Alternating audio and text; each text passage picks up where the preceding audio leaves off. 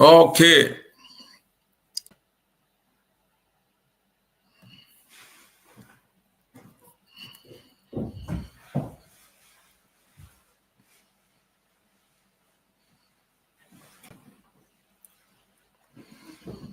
Just a moment, people.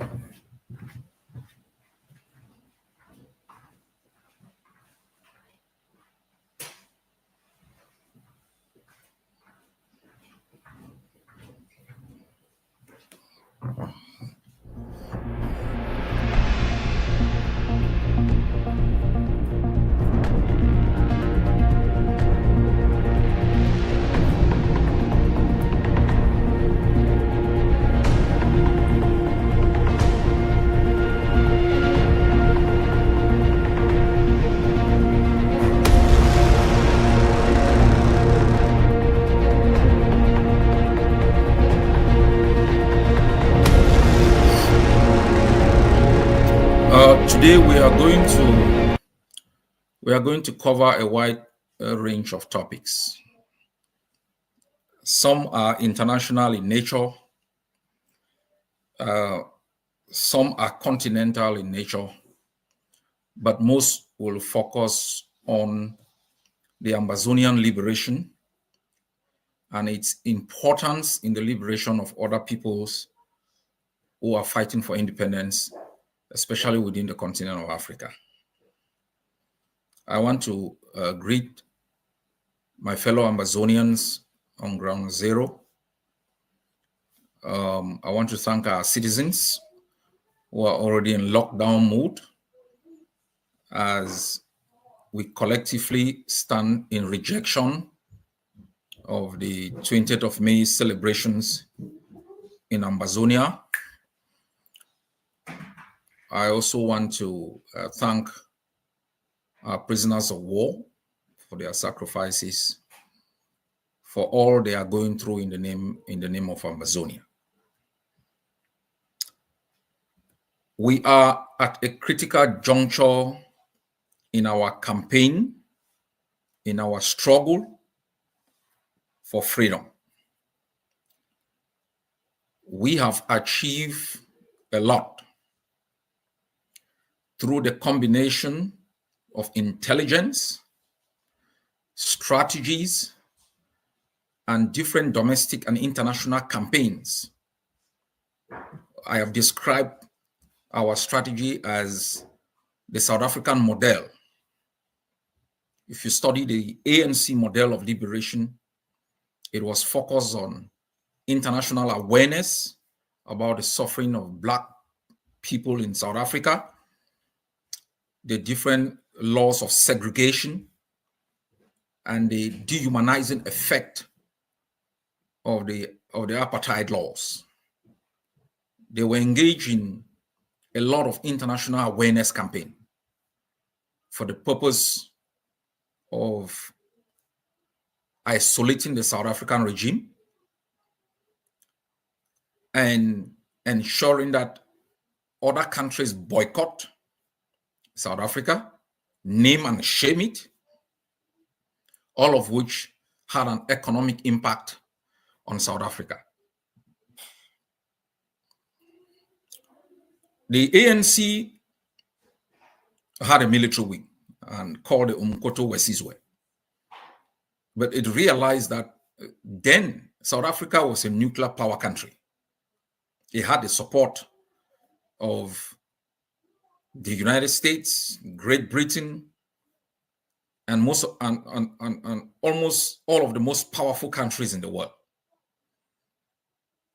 It was well armed. It had the capability. It was also fueling an insurgency in Angola, and it made focus on armed resistance extremely very difficult. And the ANC had factored all of these realities in developing a strategy that ended up with a victory for the ANC. I am very certain that with the strategies we have put in place, it will end the nightmare that came into our land almost 65 years ago.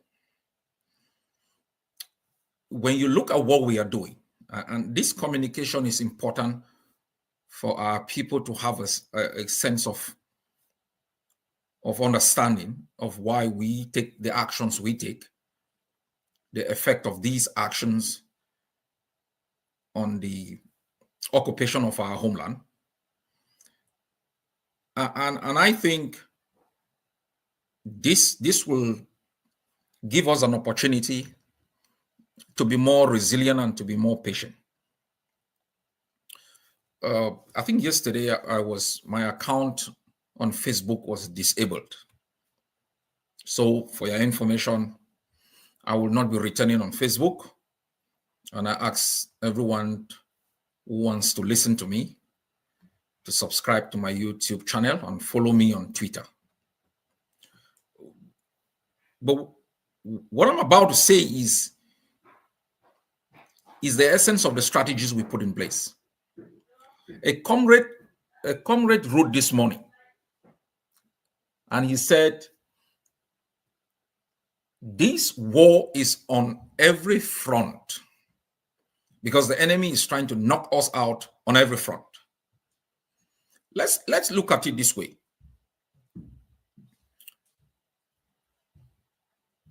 Ambazonians are not allowed to speak about Ambazonia in the homeland. Ambazonians cannot assemble. They don't have the freedom of assembly. They don't have the freedom of speech. They don't even have the freedom of conscience just to think about Ambazonia.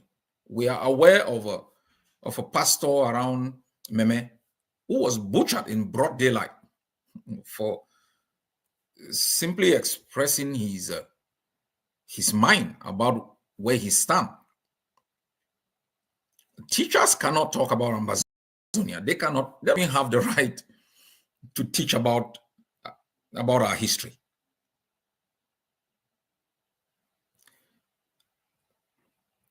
It's criminal to publish anything about Ambazonia. You realize since the beginning of this struggle, no newspaper, no TV channel operating either in Ambazonia or in Cameroon would ever give me an interview for fear of reprisals. That's the reality. And also they have launched a ferocious campaign internationally to stop us communicating.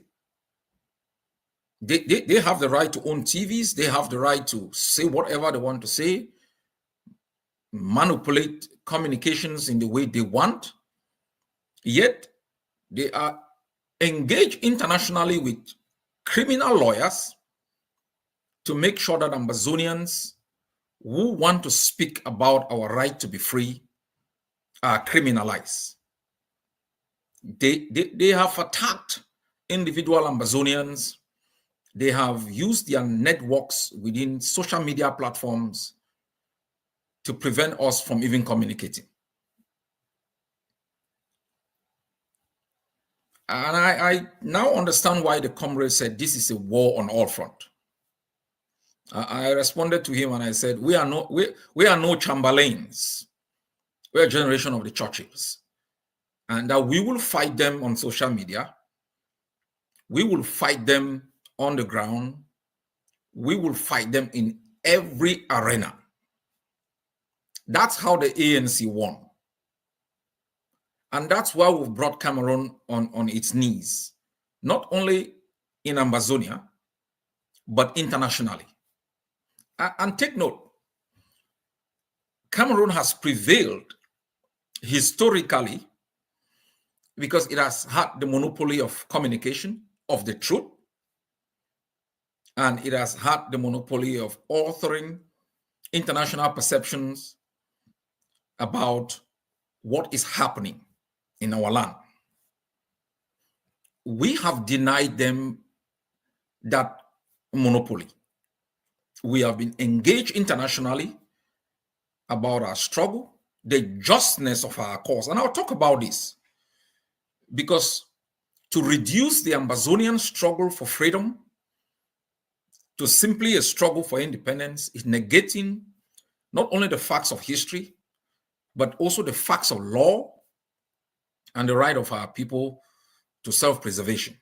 And so I'll talk about this to debunk the argument by regime apologists and colonial apologists that our struggle for freedom is simply about the creation of an uncertainty in the name of a new state. No, it's not simply about the creation of a supposed new state, but it's about the right of our people to self-preservation within a space and under a government that is dedicated, to their own well-being.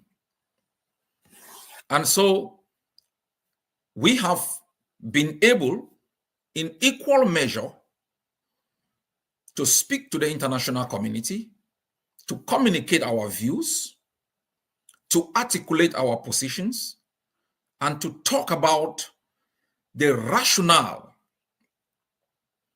of the existence of our country and its benefit, not only for regional security, but for international peace, security, and development.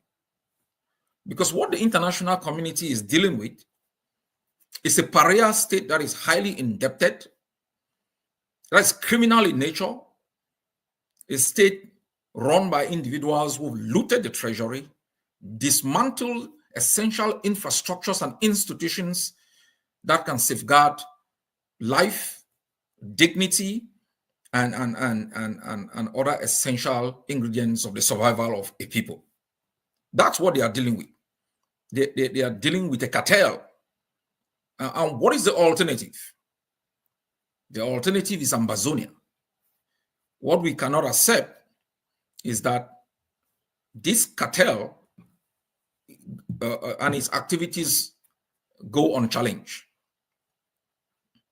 So we have been able to successfully articulate our own position, the justness of our cause, the rationale of our resistance.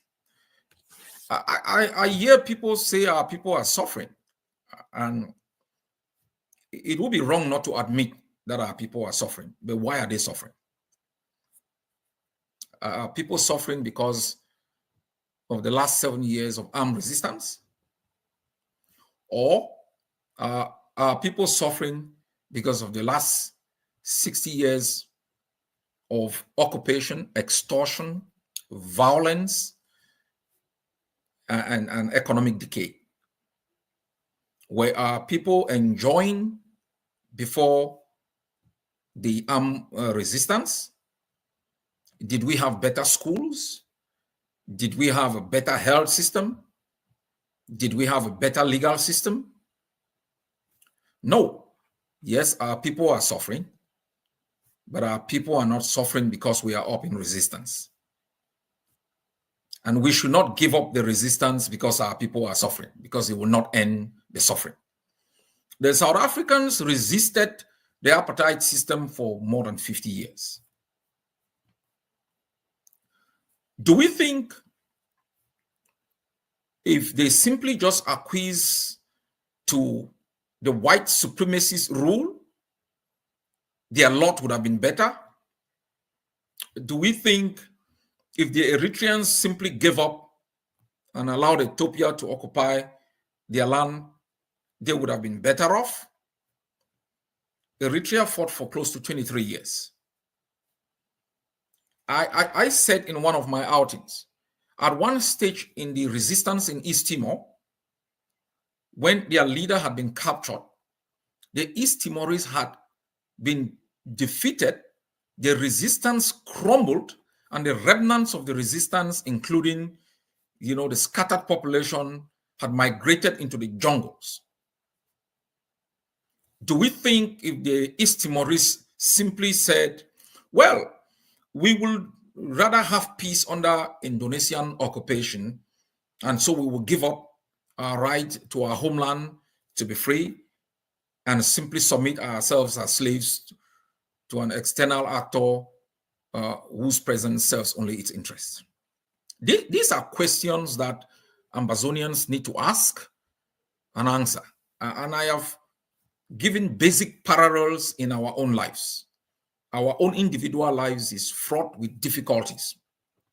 We don't give up because it's tough. A woman, your mom does not carry you in her womb for 9 months, understanding the difficulties, and simply at the 7th month, when it becomes more difficult, and she says, "Well, I'm gonna have abortion," because of course, having the abortion will give you a period of reprieve. Is that what we will do? Our people are suffering because of the presence of an illegal country in the territory of Ambazonia. They are suffering because that country's presence in Ambazonia does not serve Ambazonia's interests. It does not loot our resources and replicate in building better schools. It does not make investment in the production and marketing of alcohol and amassing profits of almost 200 million amber and investing 50 million back in communities, in building schools, recreation areas for our children to play, and helping in setting up health centers for our people. That the MTN does not make $45 billion in profit as it did in 2023 and makes an investment of 20 billion back in Ambazonia that creates opportunities in employment, creation of wealth for the benefit of the Ambazonian people. They don't do these things because the structure of the occupation is such that they see our land as a plantation that should be looted. If we do not change that calculus, for the next 200 years, nothing will happen. We will get up one morning, the roads that we had in 1961 will become waterways. We will get up one morning, the institutions that we had more than 25 years ago will become detention centers. For 60 years, every attempt are altering this calculus of Cameroonians, and the Cameroon regime has been rebuffed. They don't call us Le Bamenda for nothing. And I'll talk about this also in India when I talk about the question of genocide, which I will go into more detail in subsequent discussions. Because when we talk about genocide, most of you are looking at numbers, how many people have been killed. No, we look at intent. What is the intent of the perpetrators? And that those were key concepts examined in the case between South Africa and Israel in the ICJ case, and even in the case between Serbia and Kosovo, and in cases that have been adjudicated concerning especially the Rwandan genocide. So they call us Le Bamenda for a good reason. They call us 2 cubes of sugar, because these people cannot understand how their slaves suddenly gets up one morning and they say they are talking about freedom. And that's why they are mad. That's why they are burning our villages, burning our cities, burning our homes, because they cannot understand how these Le Biafran, how these Les Anglo, how these Le Noso, Le Bamenda just get up one morning and they're asking for what are they asking for? What are they asking for? That's why they are mad, and they are killing our people. They kill soldiers and then they carry their bodies to the square. They will teach you who we are and they will tell you where you belong. So you have to understand these barbarians and why they do the things they do. And I'll also talk about the guy who has started giving interviews, General Buba. You have young boys in Burkina Faso, Niger, and other places rising up, taking over power, safeguarding the interests of their people from external imperial rule. You have some barbarians, old barbarians running in the bushes of Ambazonia, killing, raping, and feeling empowered. We will squeeze them. I will have this this conversation. This discussion is also to make you to understand that you are powerful, and they fear you. They fear you, and you should not give up because it's difficult. Nothing is ever going to be easy. So for 60 years, and I'll talk about key events, and because today is the 18th of May, and on Monday is the 20th of May, I'll talk about it. And this is important because, as I said, you cannot understand why an Ambazonian pastor in Mato cannot express his desire for Ambazonia. He's immediately killed. But these barbarians think, oh, well, on the 20th of May, they should rally people on the street, to raise Cameroon flag. That the individual Ambazonian cannot raise their own flag as a symbol of their nationalism. The flag is not a rifle. That is, the Ambazonian cannot have in their phones their flag or have names of people standing for them. They check their phones to see if you have the name Ayaba inside, or if you've been communicating in chat groups. And if you have, you are detained for simply communicating about a desire to be free. It is not a desire to enslave Cameroonians. It is not a desire to remove Paul Biya from his position. It's just a desire about your own nationalism, about your own desire to be free. They don't want you to talk. They don't want you to assemble. They don't want you to communicate. Yet, they want thousands of people to march on our street celebrating a day of cowardice. And they will invest millions and millions of dollars to make sure that happens. So they can show that they are in charge. So they can show that Cameroon is one and divisible. Did I say divisible? Because that's the reality, right? So this is the fallacy, this is the fantasy of a collapsed system, of a mentally deranged people.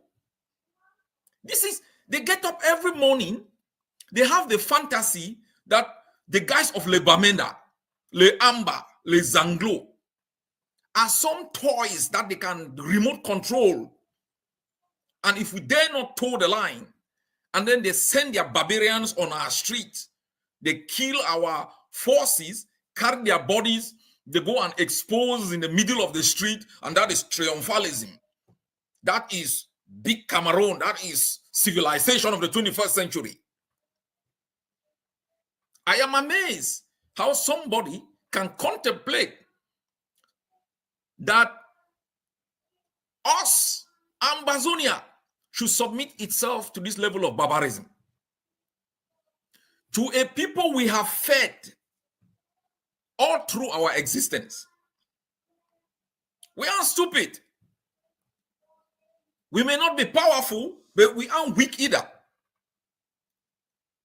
We cannot contribute 60% of the GDP of the budget of the barbarians and receive bullets, graveyards, cemeteries, death, and destruction in return.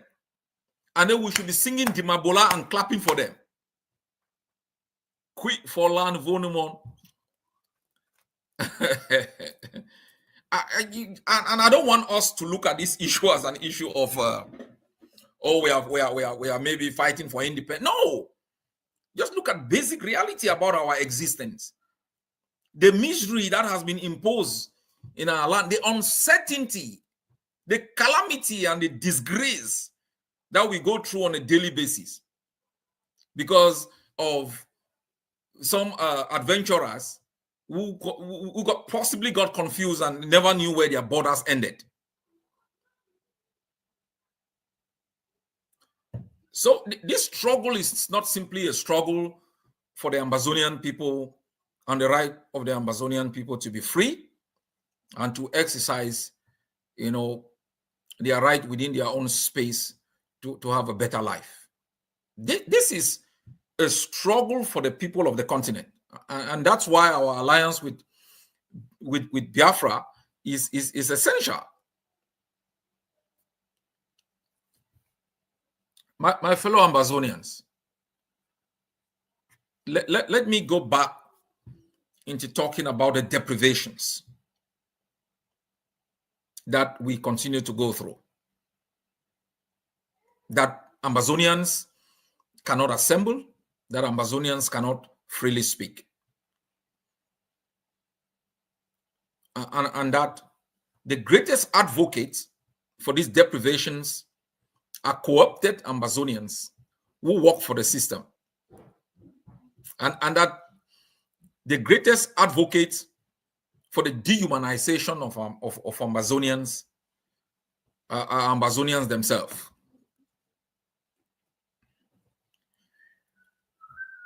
You see, even some of you listening to me, you have a weak spirit. And that's not a crime.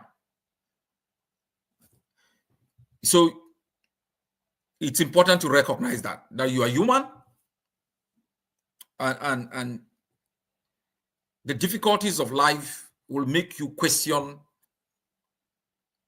certain facts of your existence. The struggle for freedom is hard. Jesus died at 33, right?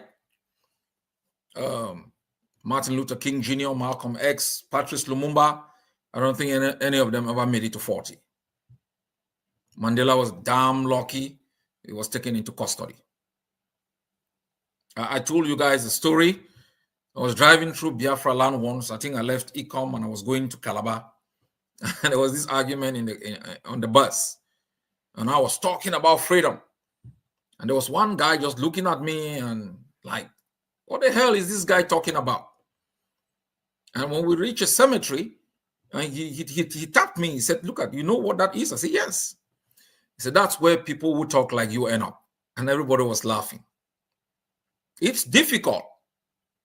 It's difficult to overcome injustice. It's difficult to overcome impunity. It's difficult to overcome tyranny.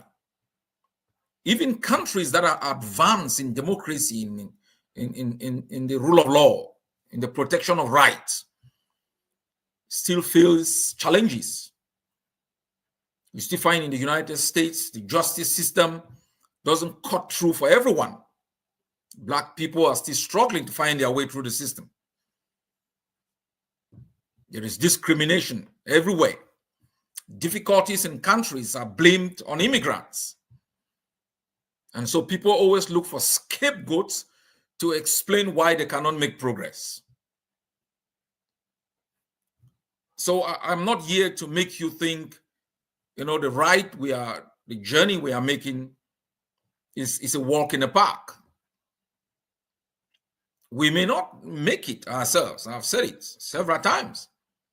But what we cannot do is to be born in slavery, consciously live in slavery, and consciously die in slavery. That is unacceptable in the trajectory of the journey of human life. I said once, the book of life is 3 chapters. If the first chapter is written for us, because the chapter at birth, and the last chapter is written for us because the chapter at death, chapter 2 must be written by us. That's the chapter of life. Simply existing is not an option. Simply living is not an option. You weren't born to be a slave. And so it is our responsibility, all of us, to rise up to oppose systems of deprivation, systems of death, whose sole existence is to ensure that we are constantly in want and that we have no right, no freedoms, and no opportunities. And so our struggle in Ambazonia is not about the creation of a state. We are a people living within a territory, and every people living within a territory with an international border, a system of governance, is a state. And it's unacceptable, both in terms of treaty law, customary law, and simply morality, for another state to simply marshal its forces into your own, take it over, and turn you into their slaves.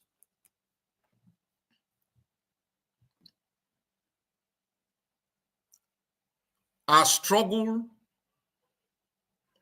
has taken a pivotal turn.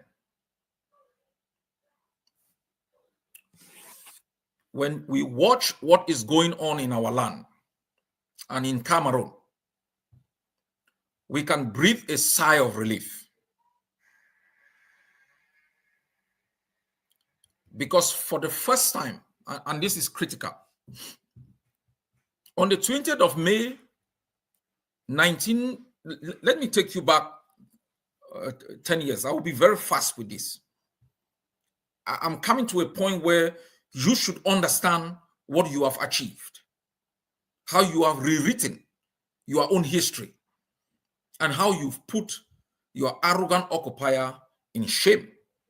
But most importantly, your resistance and consciousness has generated a conversation within the ranks and files of the occupier state.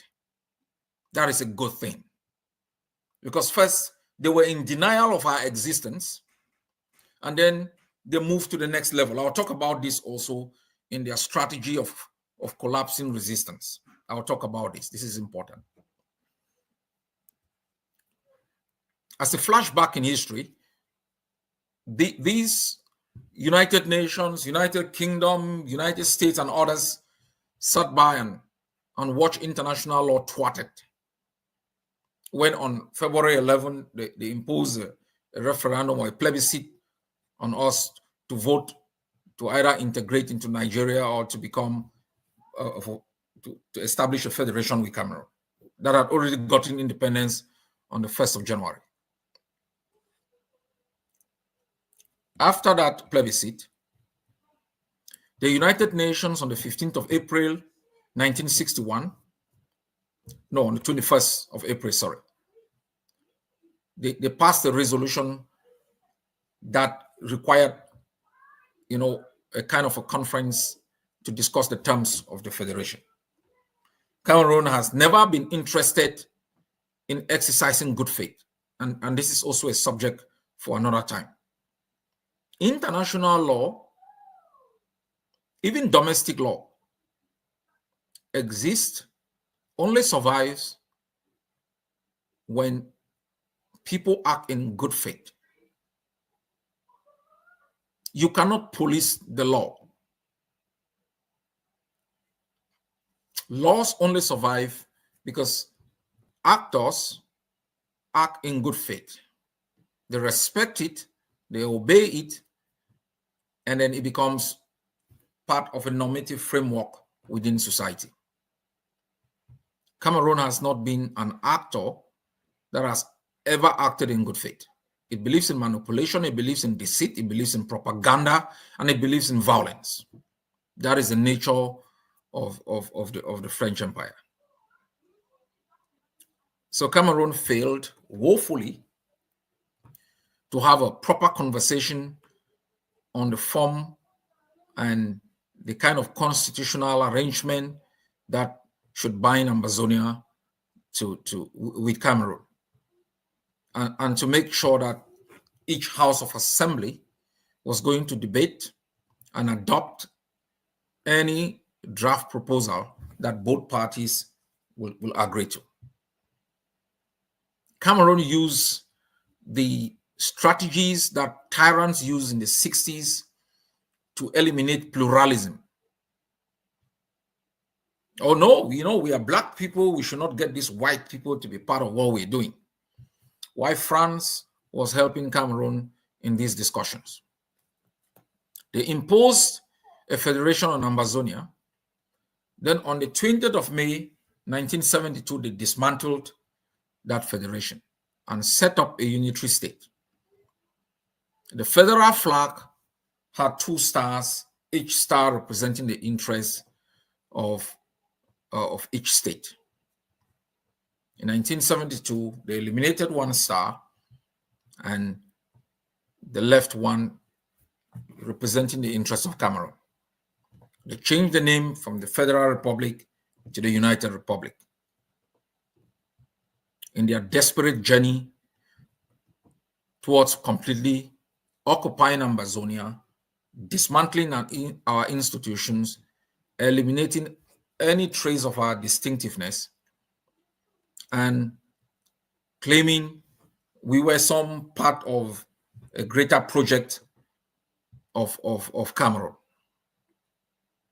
And so on Monday, since 1972, rather than celebrate their Day of Independence, which was 1st January 1960, or at least celebrate the 1st of October, the day they illegally moved into our territory and claim coexistence, Cameroon has rejected every day that reminds us of valid history. The ones that it has maintained, it has renamed them. For example, 11th of February, which is Plebiscite Day, is now Youth Day. 1st of October, that should have been the Day of National Unity. Ambazonians are killed for celebrating it. 20th of May, that is the day that they destroy national unity, is the day they celebrate as a day of national unity. This is a country void of history.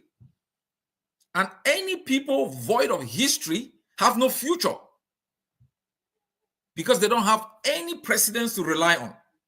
They have nothing to look back to. They have nothing to celebrate. They live in deceit. And so since 1972, they have forced Ambazonians at gunpoint to march and celebrate a day of their own occupation. That is why I think 10 years ago, I banned from Brussels the celebration of 20th May in Ambazonia. And I am glad that in the past 7 years, Ambazonians have upheld that ban, making sure they do not become part of the instrumentalization that Cameroon has orchestrated in our land. So we have called for a lockdown for 2 days. I know Amazonia is already locked down. That's good. I heard market women whispered that people should buy fast because there will be lockdown. And I want to talk about this lockdown because I listened to, I think, a statement from, I think, the Vatican radio. I think a pastor was spewing shit, talking about the effects of the lockdown and talking about autonomy. And I think it's relevant for me to address this thing. I said in my introduction that our people are going through difficulties. The difficulties is not as a result of the lockdown, it's not a result of the armed resistance. The difficulties we are going through is as a result of the presence of Cameroon in our country. There are 52 weeks in a year. There are almost 365 days in a year. Naturally, Amazonia locks down for 52 days. Art lockdowns associated with the 11th of February, 20th of May, 1st of October, Women's Day, and there's some kind of fake activities.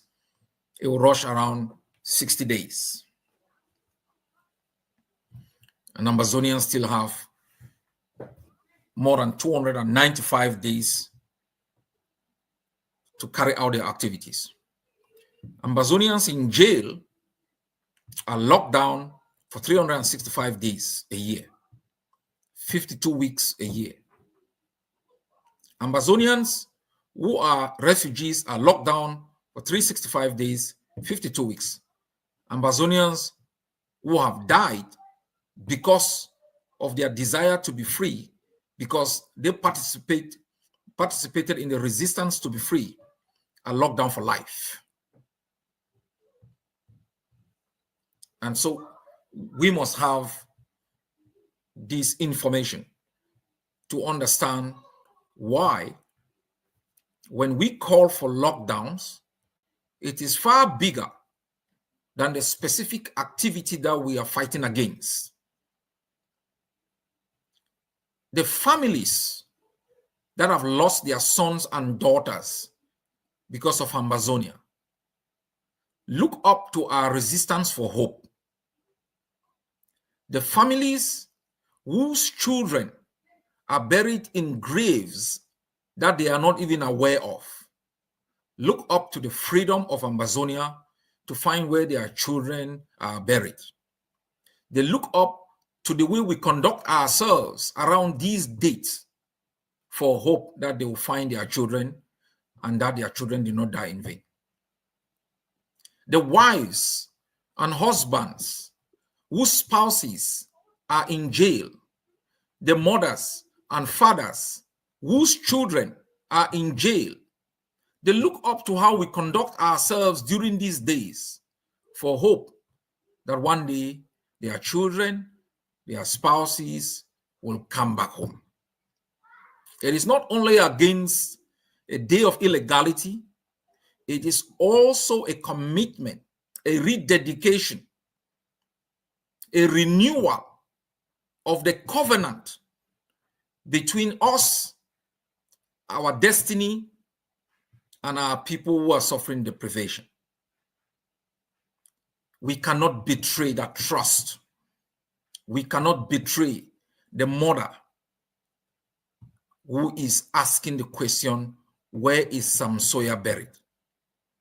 We cannot betray the mom who is asking the question, how am I ever going to find the body of General Ivo? We cannot make the parents who sit, the spouses who sit, and hope that one day we will succeed and their children will leave jail, their husbands will leave jail. We cannot betray them. That is why I ask all of you to see these events, not in isolation, but to have a big picture perspective of why we struggle. So my people, I know you have sacrificed a lot. I know my responsibility is to always remind you of the sacrifices you have made, but also to tell you about what awaits you in the future. And I've said this in many ways. There are still many mountains to scale, higher ones than the ones we've scaled.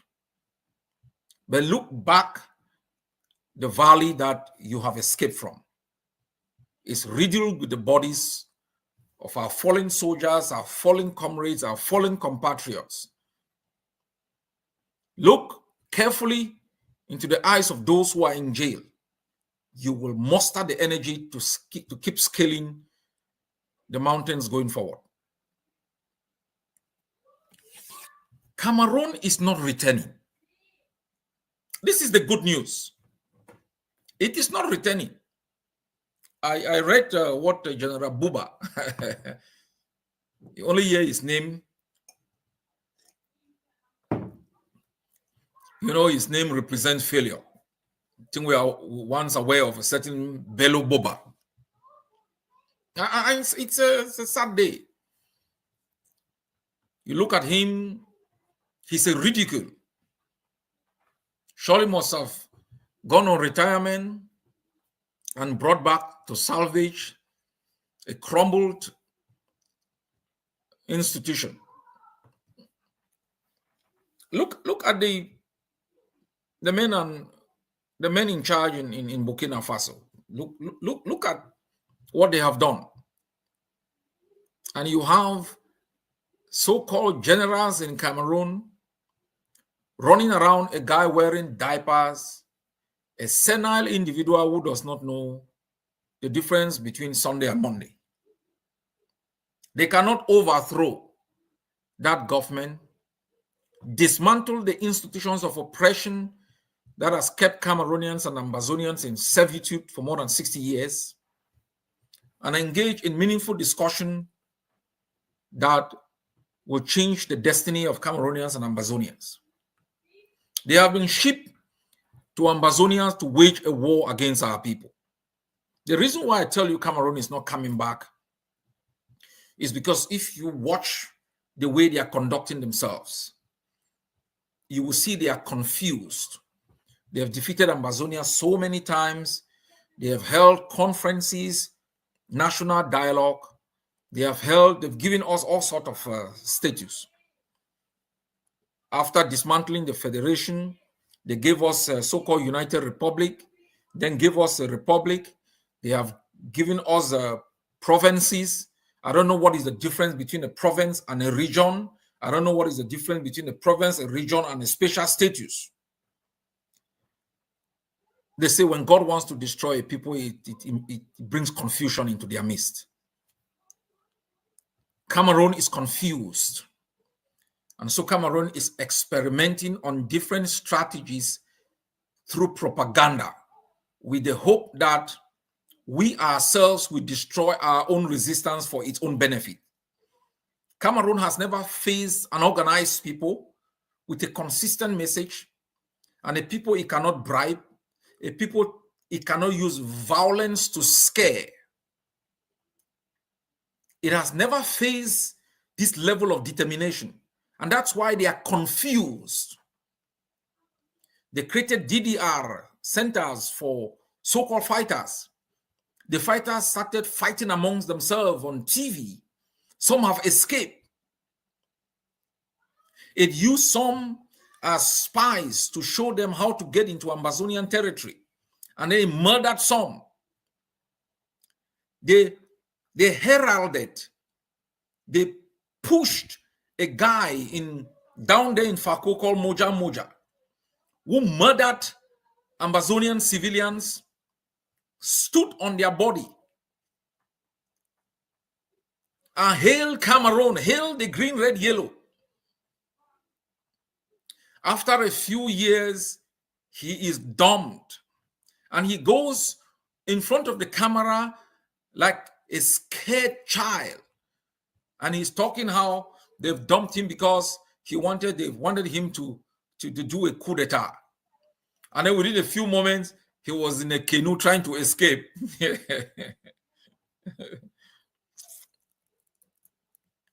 My people, they are confused. They don't know what victory is. They don't know what victory is. That is why they are doing proclamations time and again about something so tangible as victory, because they've never felt it. First, they denied that there was even a problem existing. In their classic strategy, they thought denial was going to put a problem away. When they denied it and it didn't work, they tried to criminalize those who had risen up in resistance. They said, well, they were a band of extremists who are criminals. And then they created their own problem, which they wanted to solve. And the problem they created was the one they created on the 20th of May, 1972. And then they arrested all those who had been clamoring for the real problems to be solved, put them in jail, and then selected their own people to come and help them solve the problem that they have created. Banana Republic, right? Banana Republic. So they assembled in Yaoundé and then gave each and every one of the traitors they had assembled a special status. And then go out when it doesn't work to blame us that were not even in their conference for not having accepted what was never offered us.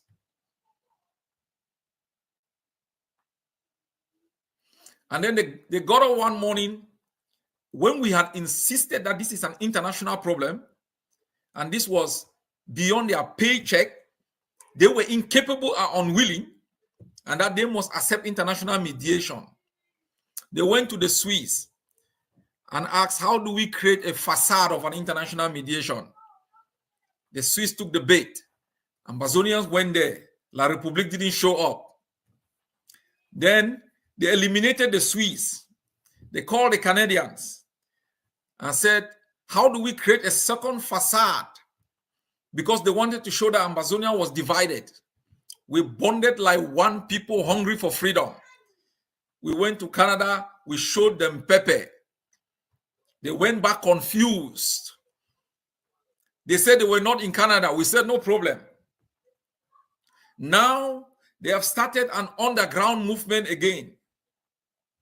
Look, you cannot solve a problem you deny does not exist. You cannot solve a problem when the actors that you are supposed to speak with, you've put them in jail, you've murdered them, or you've criminalized them. Until Cameroon will recognize that there is a people called Ambazonia, until Cameroon will recognize that it violated the terms of the coexistence and created a state of occupation within Ambazonia, until Cameroon will recognize that that state has existed on the premise of violence, extortion, abuse, historical revisionism, and denial, until Cameroon will recognize that it continues to treat Ambazonians as slaves and captured people. It will never accept a genuine platform upon which a solution can be found. They call it profiling courage.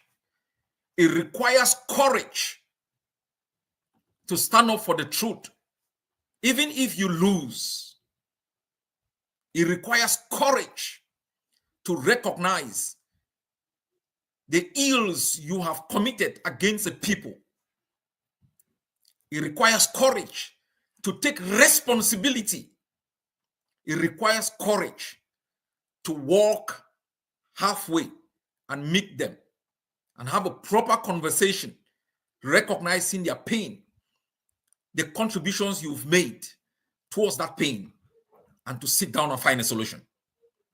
If you think propaganda, distortion, violence, continuous killing, international manipulation is going to keep you in Ambazonia in security, you are playing with Dante's Inferno. You are playing with Dante's Inferno. We are determined to end Cameroon.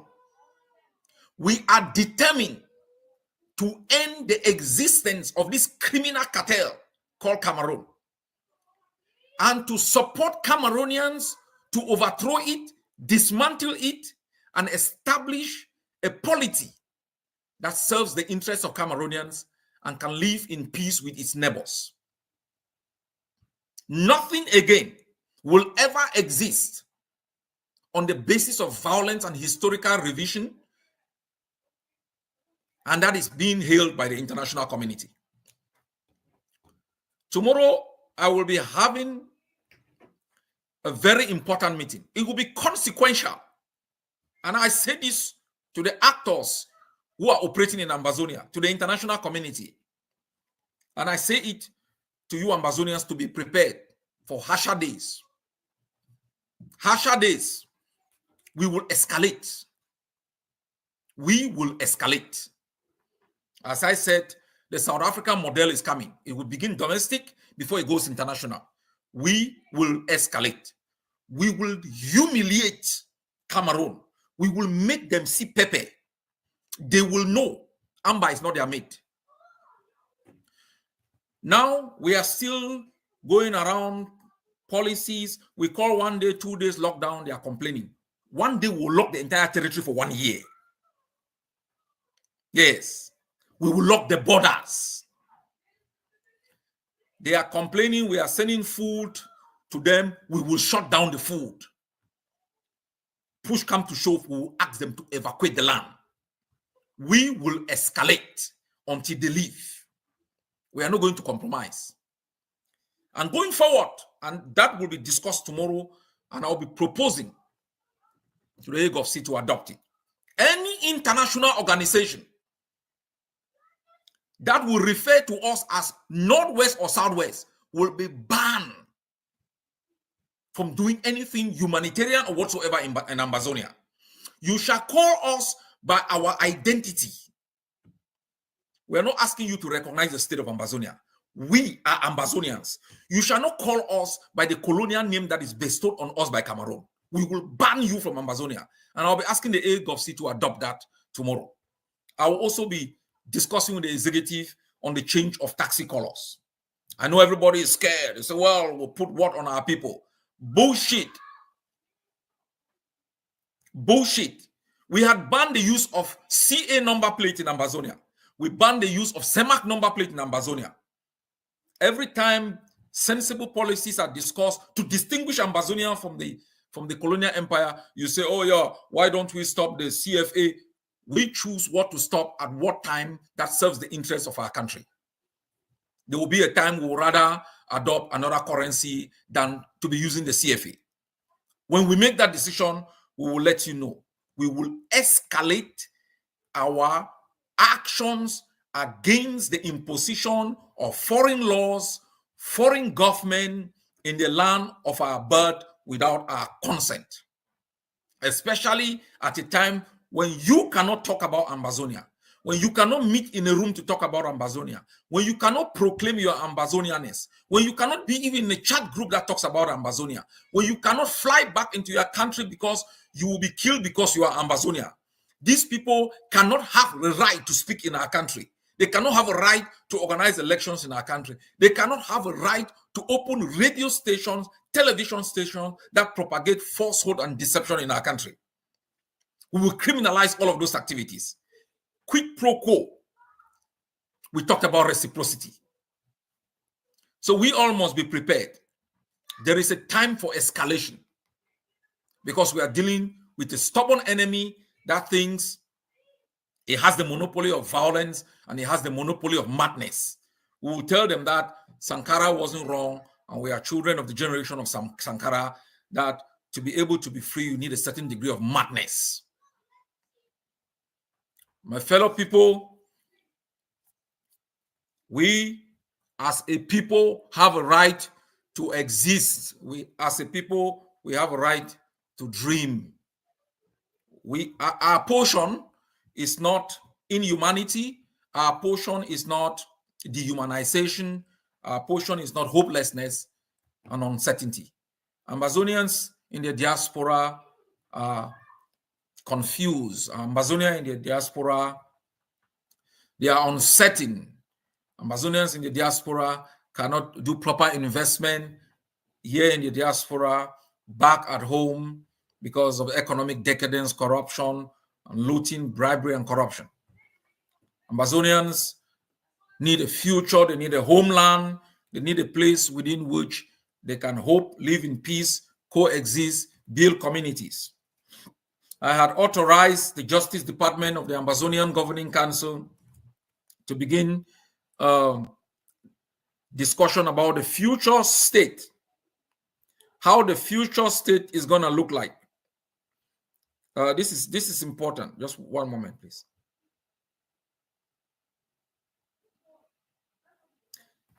The governance, infrastructure, and structures of Ambazonia before the brutal events of colonialism and the brutal European war, come World War, was done by the individual chiefs together with the various natural government structures known as the Kwefu, the Ngwerong for the grassfield areas, and councils in the coastal areas. The Germans brutally suppressed these systems with the concept of forced labor. Then came the British after World War II and fortified the traditional homogeneous structures of natural administrators, coined out as native authorities. They classified the chiefs according to the population of the people in the kingdom. This is just the authorization that I've given to the Justice Department to begin to look at the kind of Ambazonian structures. And one of the proposals which I immediately really rejected was that, well, that is personal, because if you Ambazonians want it, it's up to you. The proposition that will create a House of Chiefs. Now, the question I was asking myself, most chiefs are unelected. You want to create the House of Chiefs as a monumental governmental structure made up of people who, during the liberation struggle, 50% of them were traitors. Unelected, some of them have been created by the regime. So I want Ambazonians to think seriously about the kind of country, the kind of structures, governmental structures, and institutions that you will want. What the chiefs whom we had seen as custodians of our tradition have shown us during this time is unacceptable. We know the history of the British monarchy, a monarchy of looters, unelected monarchy that has thrived on looting, slavery, and killing. The British do not know how to face it out. They've just left it there as a semblance of authority and stuff. And so we must revisit the essence of the chieftaincies. I think there are other better ways of maintaining our customs and traditions without having families that have looted, blackmailed our country, inherited powers that are not there. We must look at innovative ways of having systems that are custodians to our tradition. Because the kind of government we are going to have in Ambazonia is a natural government. We are not going to adopt the same Western model of democracy that deceives you that you have the right to vote. When you cast the vote, it doesn't count. Lobbies are going to determine policies. They are going to impose those policies based on police brutality and everything. We are going to establish a different system. I don't know how it's going to look like, but we should begin to have that discussion. For the moment, my people, for the moment, we have to commit to the armed resistance. We have to commit to the resistance against Cameroon's presence. And you have me. You have me. I am seeing far. I'm seeing through corny holes. They cannot fool us. They cannot fool us again. Yes, they cannot. We are no Funchas. We are no John Frundis. We are no Mbandams. We are a wise generation. You cannot come and give us, go to my backyard, harvest my plantains, come and give me two fingers of plantain and I'm singing and cheering. No. I need you out of my land. You cannot have your boots on my neck and then send me your hand and ask me to give mine so you can lift me up. Get your boots off my neck and I'll be up on my feet by myself. They should leave us alone.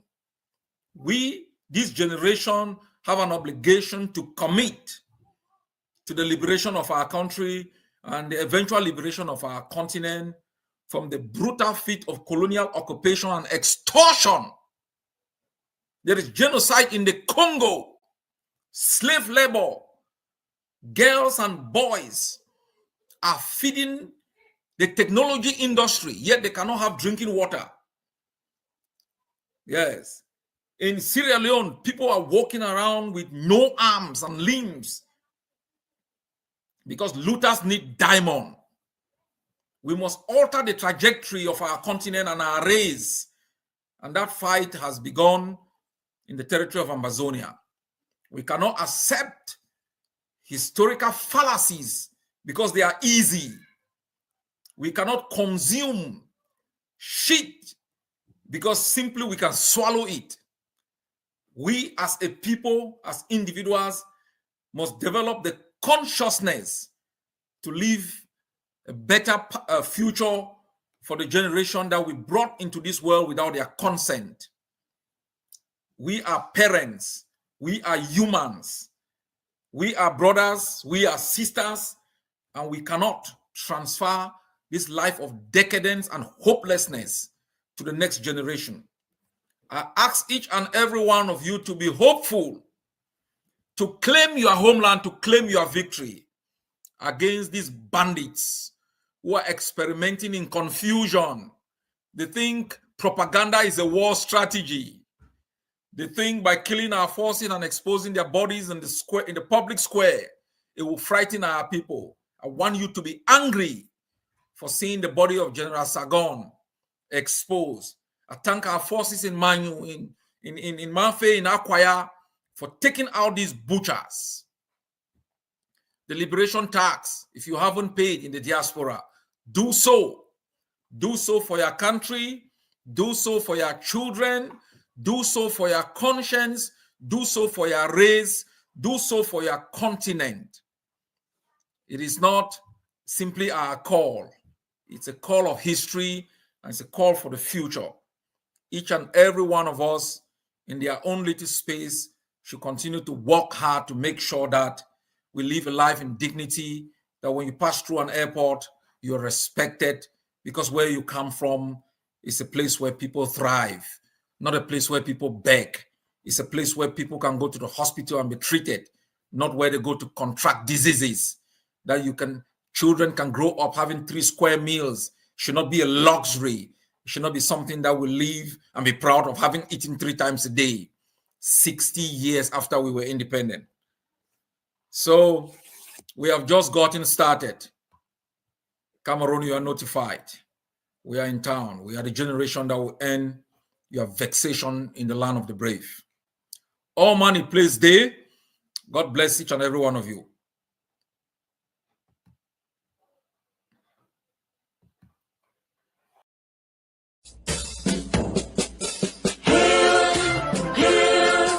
Hail this land of glory. We the Ambazonia, special loyalty. Praise the soul of Savior who granted us the freedom. And legends to the hero who called the lonely gather. Glory to glory, we rise and never to fall. Here in a nation, flowing rivers and holy. Glory, glory, glory to the Father for making you a nation, a joy forevermore. Ambazonia, land of freedom, you shall live in plenty, meeting our need, and your children shall be like the stars above. The Most High God be the watchman of this nation. Ambazonia, land of freedom, you shall live in plenty, meeting our need, and your children shall be like the stars above. The Most High God be the watchman of this nation.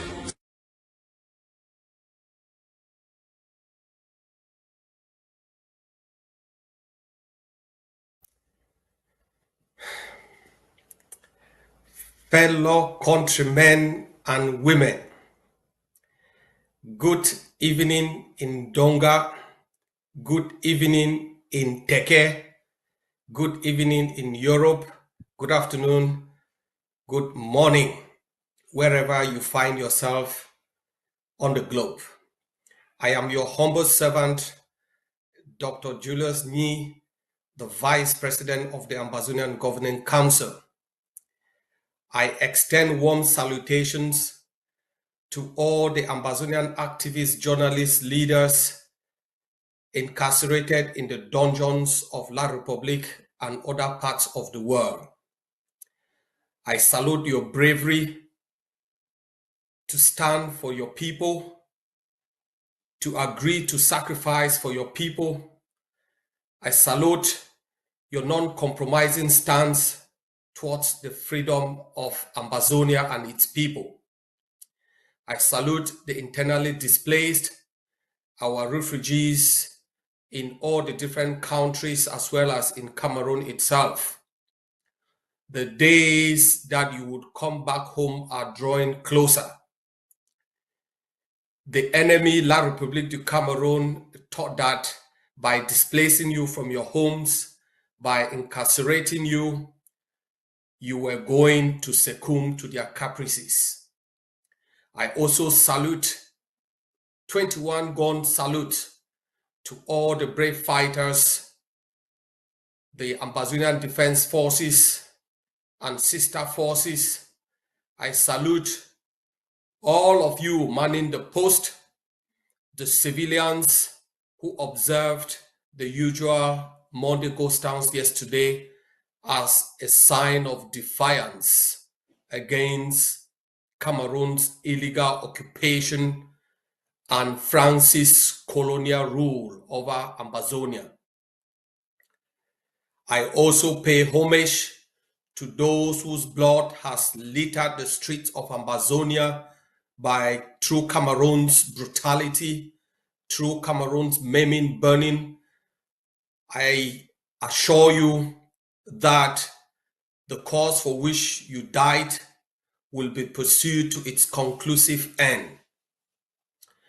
I also salute all the different contributors, the well-wishers, and those working day in, day out in the different movements, in the diaspora, on the ground, in order to make sure that your forces have the required resources, to make sure that your diplomatic team has the means, to make sure that your community mobilization initiatives are continuously pursued.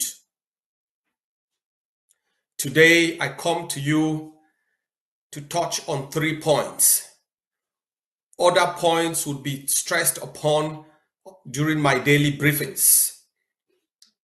First, I wish to acknowledge the fact that a Cameroonian delegation and a Norwegian delegation have met your leader, Dr. Cho Ayaba, in Oslo prison in order to negotiate the end of Cameroon rules in Ambazonia. This is after 8 months of incarceration under flimsy excuses by the Norwegian government. Ambazonian people, fellow comrades, this is not new. When Cameroon and France and the United Kingdom and Canada devised a scheme to decapitulate the leadership in the diaspora, we knew what they were heading to. We knew what they were heading for. We knew what they were going to do. When they also decided to decapitulate the leadership on the ground, we knew their playbook.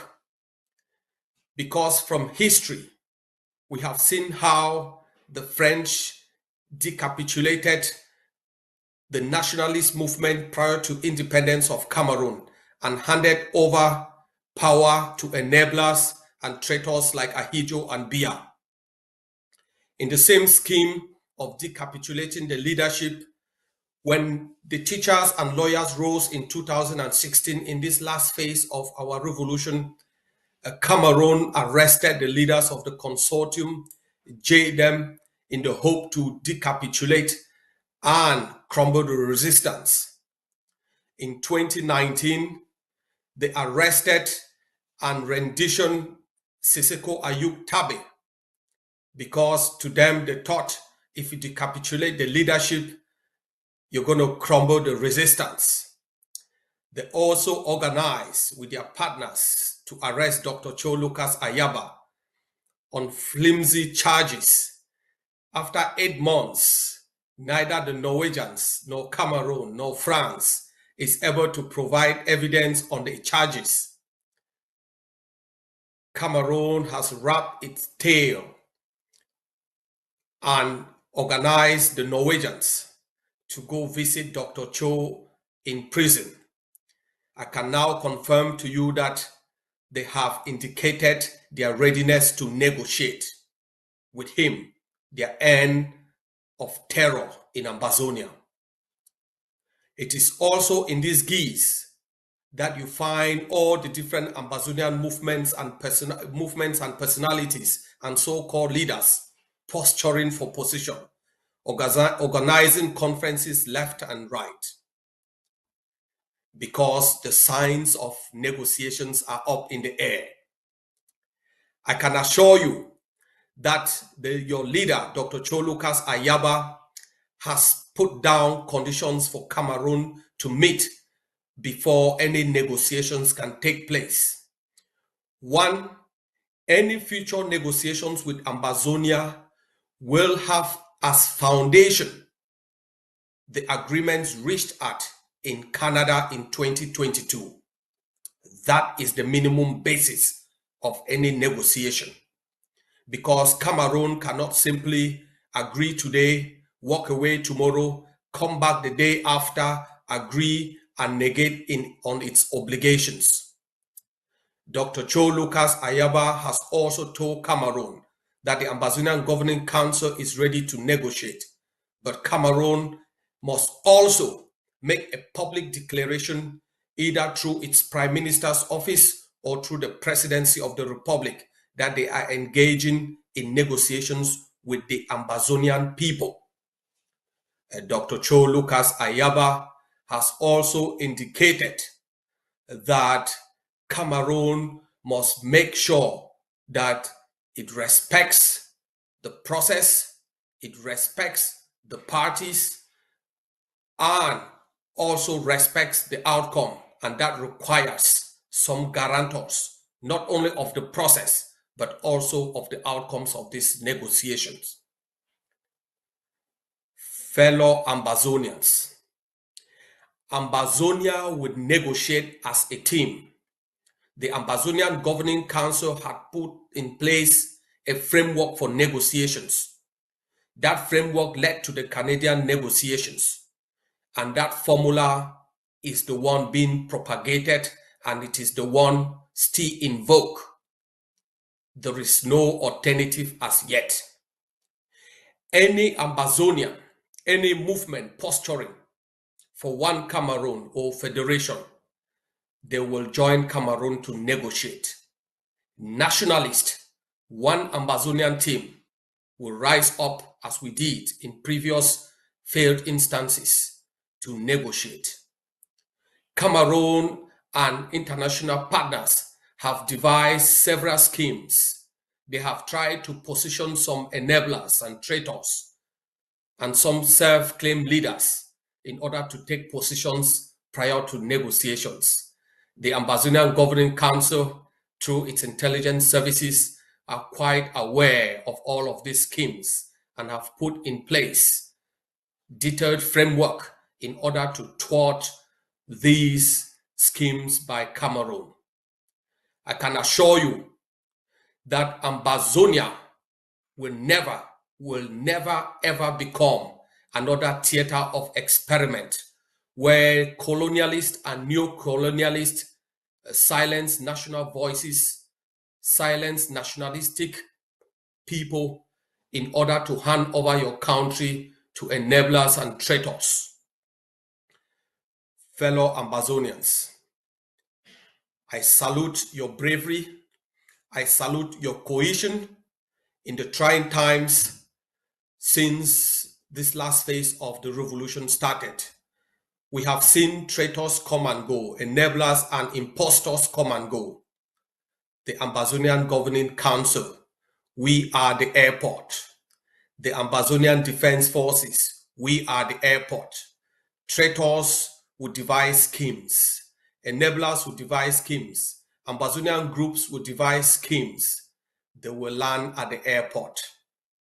in any future negotiations, both our civilians, our self-defense forces, all other stakeholders, and those involved in the defense of your homeland and the aspirations of our people will be those who sitting at the negotiation table, those fighting for the resistance, those fighting to liberate the country, with those that will defend your interests, and not any other impostor or self-proclaimed by Cameroon leader or created mushroom organizations to talk on your behalf.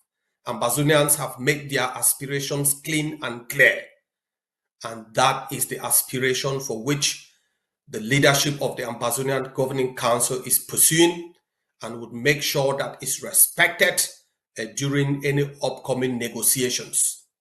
But don't take it as Cameroon tells you. Cameroon is full of schemes. The Ambazonian Governing Council believes that Cameroon, despite being humbled on the battlefield, despite being proven wrong, that if you take away Dr. Cho Ayaba, you take away 2 commanders on the ground from the ADF, you can succumb the Ambazonian revolution.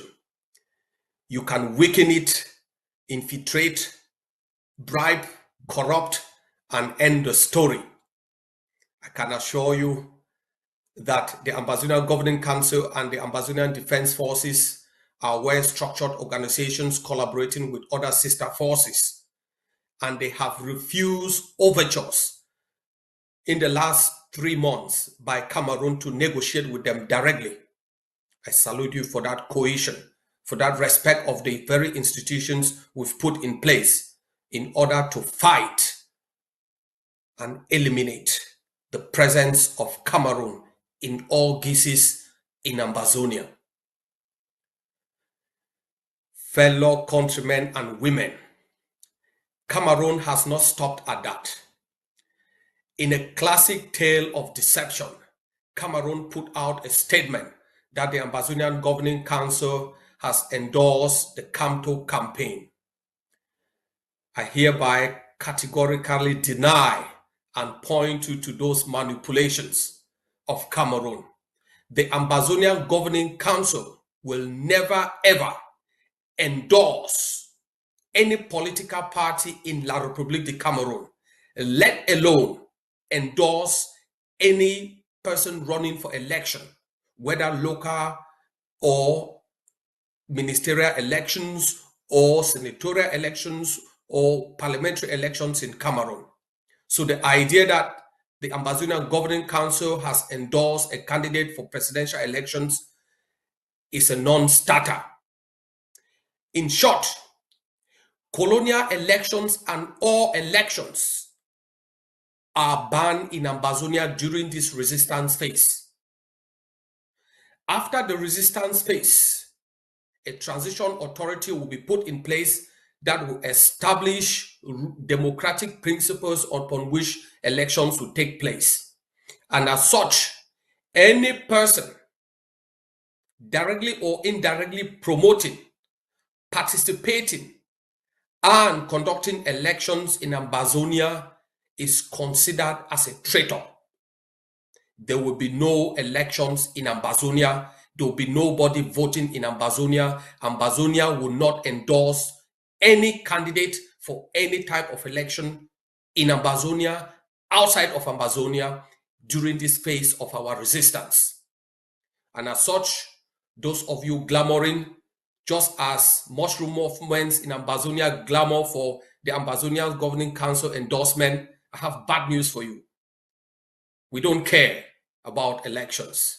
We care about the freedom of our people first, to end the suffering. We care about the dignity of the Ambazonian people. Fellow countrymen and women,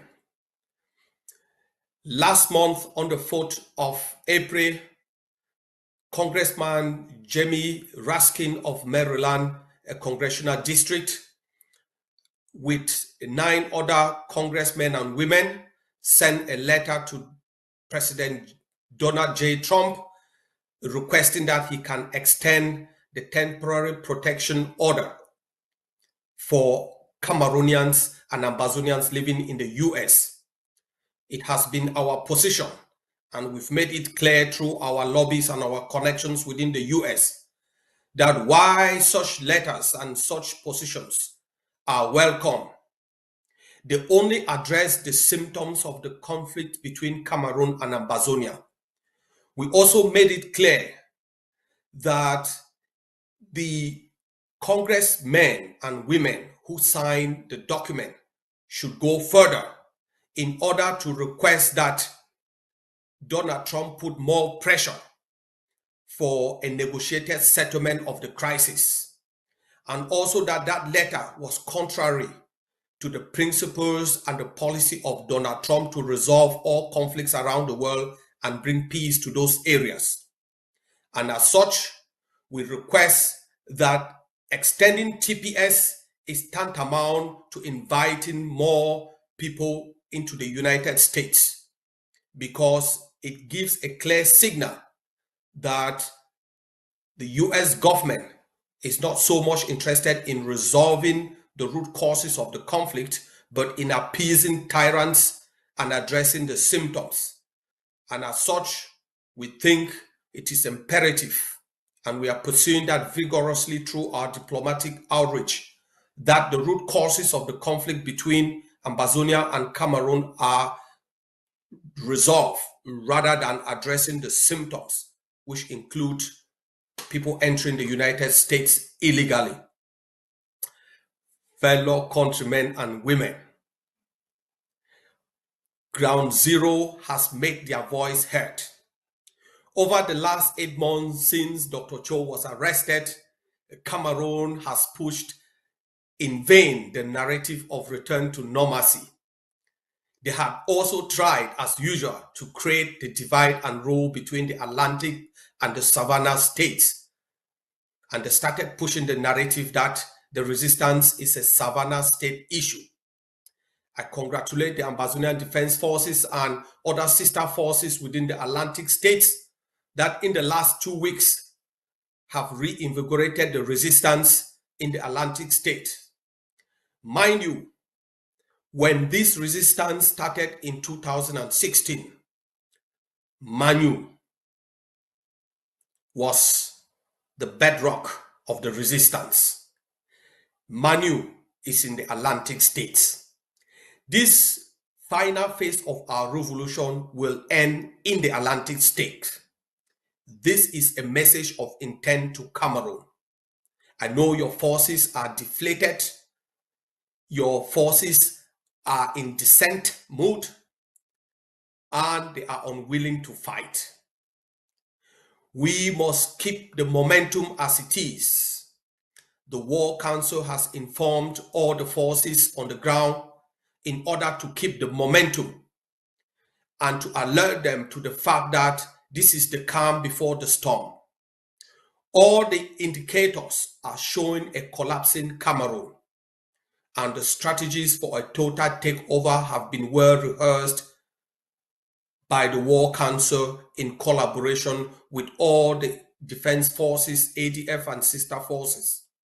And at the appropriate time, we will storm Cameroon out of Ambazonia.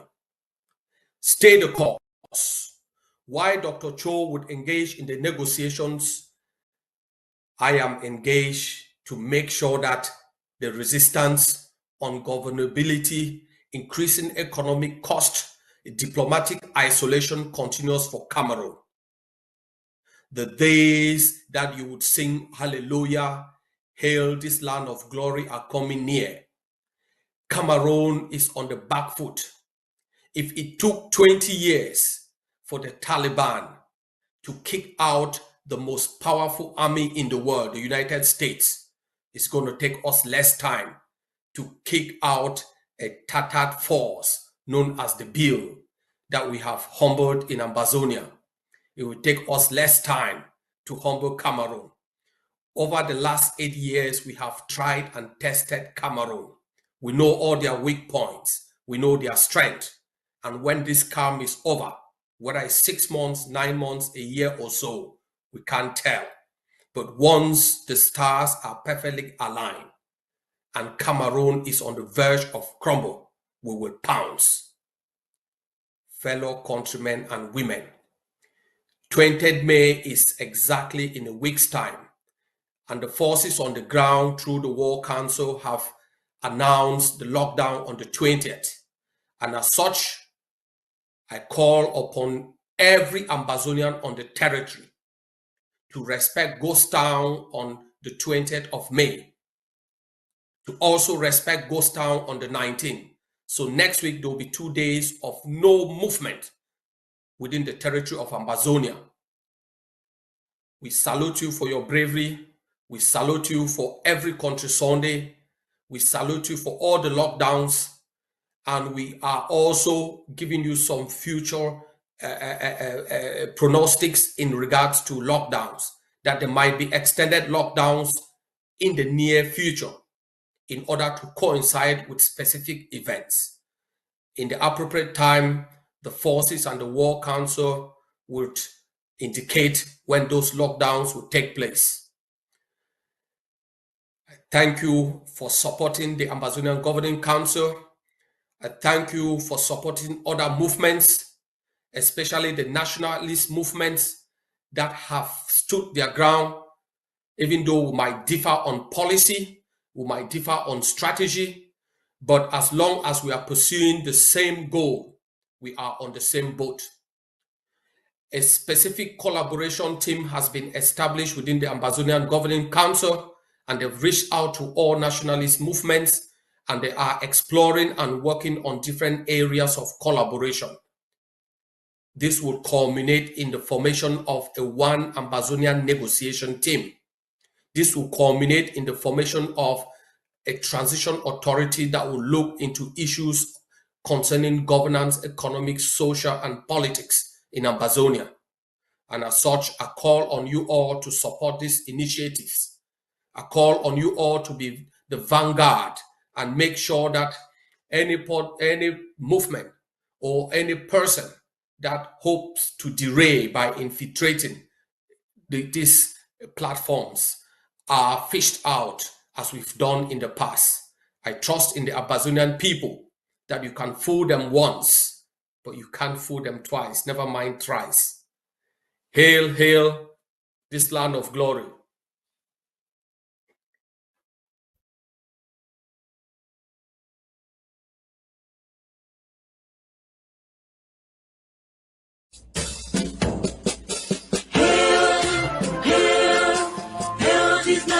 Glory, we the Ambazonians, special loyalty. Praise the soul of Savior who granted us the freedom. And legends to the hero who brought along the gather. Glory to glory, we rise and never to fall. Here in a nation, flowing with the holy glory. Glory, glory to the Father for making you a nation, a joy forevermore. Ambazonia, land of freedom, you shall live in plenty, meeting our need. And your children shall be like the stars above. The Most High God being the watchman of this nation. Ambazonia, land of freedom, you shall live in plenty, meeting our need. And your children shall be like the stars above. The Most High God being the watchman of this nation.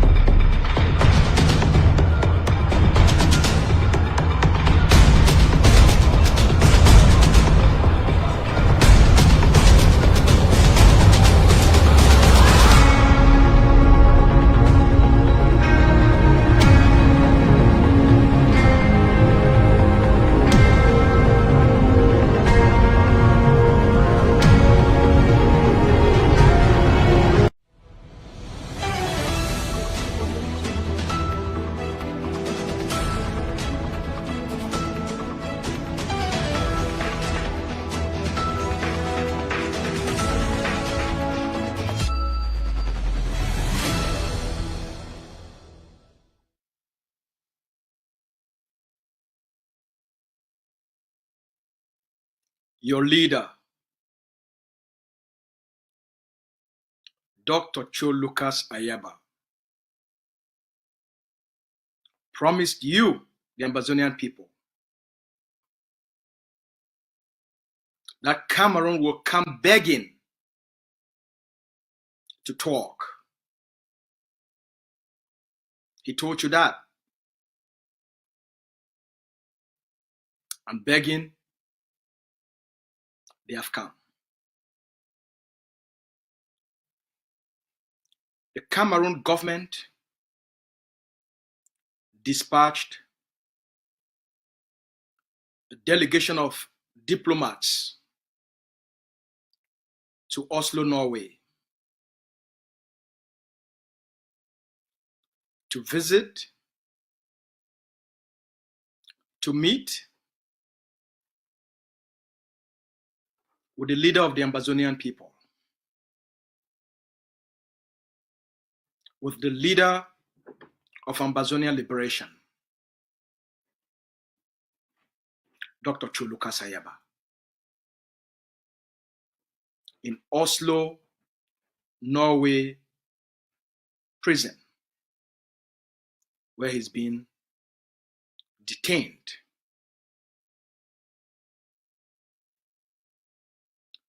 They came with a request that Cameroon is willing to talk. That Cameroon is willing to negotiate the end to this conflict.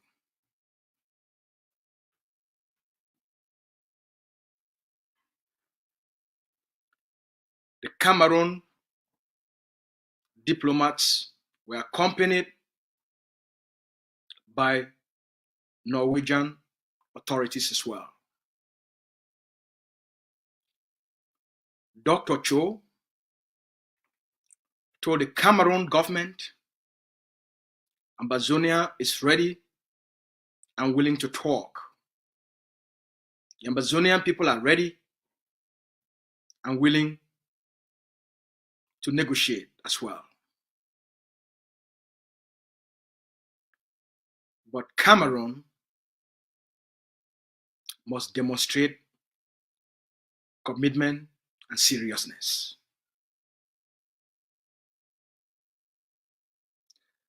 Based on the schemes they have involved in the past. They said they want to talk, and then they will deny they ever said they want to talk. They will participate in talks,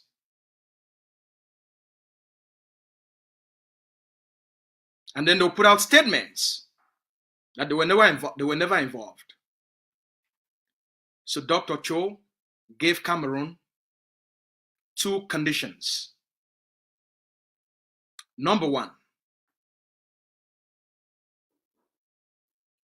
the Cameroon government must put out an official statement from the Prime Minister's office or from the office of the Secretary General of the Presidency that from the head of state, Mr. Biya has instructed the Secretary General of the Presidency or the Prime Minister to start negotiations with Ambazonia. That's number 1. Number 2, the basis of any negotiation between Ambazonia and Cameroon will be the framework of Canadian pre-talks that took place in October, November, and December 2022. These are the 2 conditions that must be met for the Ambazonian people and its leadership to take Cameroon and its group of friends seriously. Lastly, there will only be one Ambazonian negotiation. The Ambazonian people will speak with one voice, as we demonstrated during the Canadian talks, pre-talks. There will be one Ambazonian team.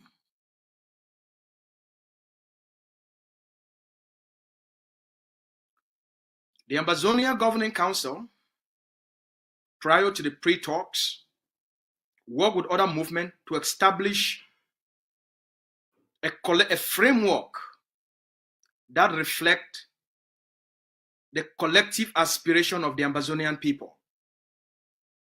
In that framework, it will be our defense forces,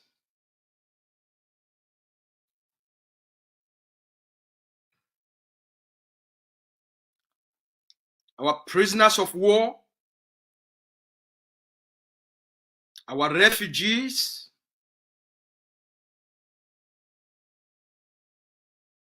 key Ambazonian civil societies, organizations,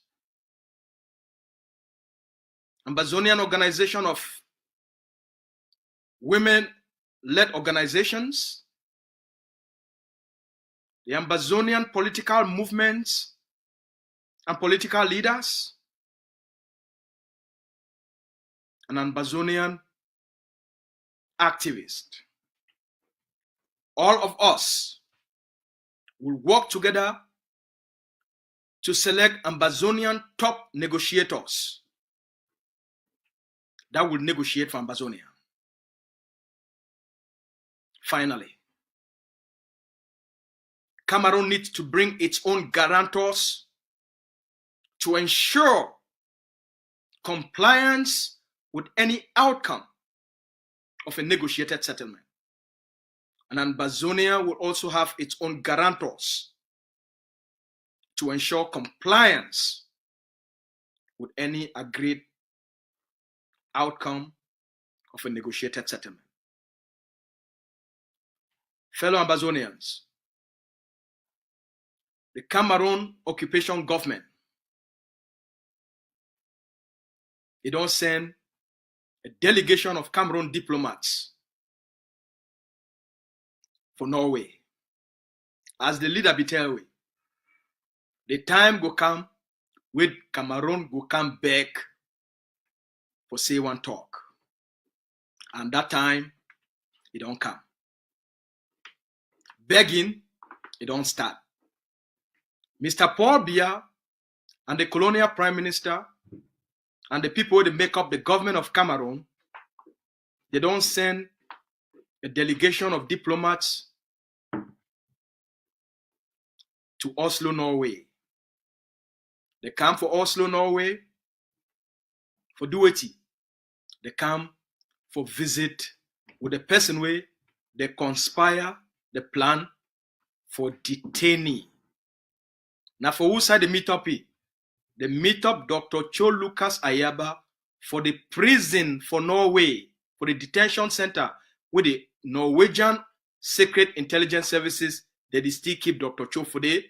Now for day, the Cameroon delegation, they come with the government of Norway. They come visit Dr. Cho for inside that prison. The delegation of Cameroon, they carry a message from the head of state of Cameroon, from their government. The talk say, them they don't come with a message where their government send them, they can see Dr. Cho. Say the Cameroon government, it be ready for start talks with the Ambazonian people. Then. Say the Cameroon government, it be now ready for start negotiation for end this conflict with the Ambazonian people. Then. Dr. Cho, he tell them, say, the Ambazonian people, them too, they be ready for enter into talks. Ambazonian people, them, they be ready for enter into negotiation with the Cameroon government for end the conflict. Dr. Cho talks say, now 2 conditions the Cameroon government it must meet them for the Ambazonian people them for take the Cameroon government serious because of how Cameroon it like for do manipulation and deception as we don't learn them in the past. It go enter into peace talks and then it go run those peace talks and then it go for back, go talk say it no be day and it no be send no man make it go day. So Dr. Cho say those things they no go repeat themselves again and Ambazonians they no go enter into anything where it not be serious with Cameroon. So the 2 conditions in which Dr. Cho give the Cameroon government in front of the Norwegian government. Number 1, say for Ambazonia for take Cameroon serious, say Cameroon want enter into serious and meaningful and credible negotiation. The Cameroon government, number 1, the Cameroon government, it must put out a public statement from the presidency. That statement, if it come out from the office of the prime minister, that statement, if it come out from the secretary general of the presidency, for talk say they say, Mr. Biya don't instruct the secretary general of the presidency of the Republic of Cameroon for start a peace negotiation or peace talks with the Ambazonian people. That statement, if it come out from the office of the prime minister, with the Cameroon colonial prime minister, if he put out a statement, talk say they say, the head of state, because all things for Cameroon must come on at the head of state. If you not come out for the head of state, let me say it need to happen. So let me say the head of state, you don't give the prime minister firm instructions for start a negotiate, for put a team of Cameroon negotiators for start a negotiation process with the Ambazonian people then. Dr. Cho talks say now the first thing that way Cameroon go do one. Once Cameroon do that one, the Cameroon public, the Cameroon government, them too they go know say their government now be serious. The international community too go know now say they say Cameroon government be serious. The European Union, the Canada, the United States, them now they can support a peace process, a negotiation process. That's the first step that. Number 2, Dr. Cho tell Cameroon say, any peace talks and any negotiation with the Ambazonian people them, it must go back for the Canada 2022 pre-talks, the agreement, the 2022 pre-talk framework, where they be created, they sign them. Now it will be the foundation of a negotiation with the Ambazonian people then. Because for start some process with the world back up, and then you can't deny that process, and then you want to start another process completely, like say the other one will be exist. It no go happen with the Ambazonian people then. A framework for negotiation and peace talks, it will be established, stamped, and created in Canada. Now for they will go start the negotiation from the peace talks where they take place for October, November, and December for 2022 for Canada. Now the things that where it come out for Oslo. And the message that where the Ambazonia Governing Council it put them out. And the message that where yesterday the deputy leader of the liberation, the vice president of AGOFC, Dr. Julius Ni, and the message that way he can put them out for the Ambazonian people then and for the international community. And the message that where the leader he talks say make we tell the Ambazonian people. I want also tell what people them.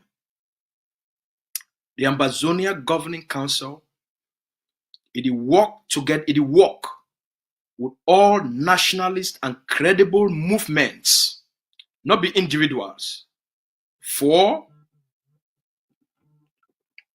make sure say we Ambazonians we prepare ourselves as one people, just as we prepare ourselves for enter inside Canada talks. Now so we go take am, we do am. Now only one Ambazonian negotiation it will take place. There no go be a separate negotiation with Ambazonian forces, a separate negotiation with that movement, a separate negotiation with that movement, a separate negotiation with prisoners, a separate negotiation with refugees. There go only be one Ambazonian negotiation with Cameroon. Now the thing that way the Ambazonia Governing Council, they don't talk. Now the thing that way Ambazonian commanders, they don't talk. Now only one negotiation it will take place. Not be multiple divided negotiations for scatter the hopes and wishes of the Ambazonian people them, for divide our people them, for different objectives.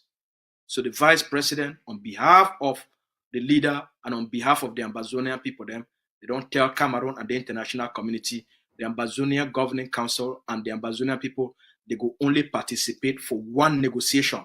While forces, they don't reject all attempts by the colonial governors, by the colonial DOs, by the colonial SDOs, for contact with forces them, for go get localized negotiation with them, for manipulate, divide our people them, and split our aspirations and our opinions. All right? So now the message is, make una under trust una movement, una trust una leadership, una know say there will be people them of principles, will be people them we will believe say na a collective effort. As we go for Canada, na so too we go enter for this final negotiation. We don't do very well as a people. The relationship between Dr. Cho Ayaba and Siseko Ayoktabe Julius will be very strong. We believe these two leaders, now their relationship where they get them with one another, now it be the most important thing for the process for unite the Ambazonian people then, and the relationship with other leaders equally be important. But the two most important relationship are the relationship between Siseko Ayoktabe Julius and Dr. Cho Ayaba. That the two most consequential leaders in that for the Ambazonia, and that the people then that way, as they unite their voice, as they don't unite their voice, so too our people them, they go be united in purpose, in mission, and in what decisiveness as one people with other movements who will rally everybody else around these two most important leaders for a war of liberation. We not talk say other movement, they don't matter. But the two most consequential leaders for our liberation struggle, Dr. Cho Ayaba and Siseko Ayoktabe Julius. These two men, these two fathers, these two nationalists, they be the most consequential. And as the two of them don't unite in principles, in thoughts, in action, in outcome, and in purpose, so too all we, the Ambazonian people them, and our forces will go rally around our leaders them, we will bring all other movement them together as one people for which we fight for. I'll talk this one today. Shake, the Cameroon, they don't blink. Mr. Bia, they don't come for beg, for talk. Why? Because you, the Ambazonian people them, we don't teach Cameroon who will be as Ambazonians. When you get power, the world respect you. And we, the Ambazonian people then, we don't acquire power and we don't become a powerful people. That's why Cameroon now, it come for back. Wait till they see them for FACO last week, at just the beginning of the assault. How many plays there? This is an ACN breaking news. I told you before, when the time comes, they will come to us.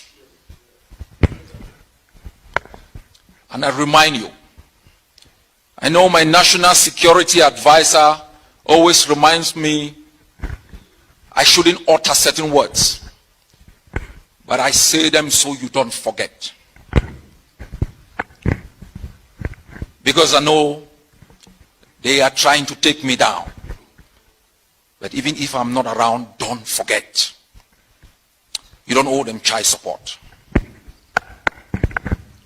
Don't forget the crimes they've committed against us. We, this generation, will defeat Cameroon in battle.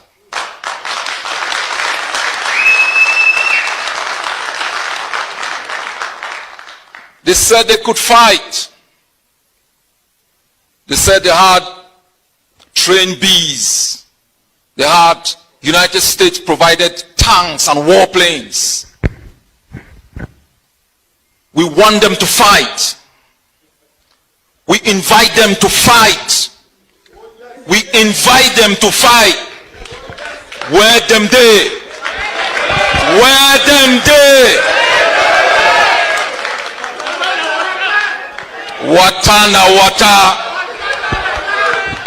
Ambazonians, don't be fooled.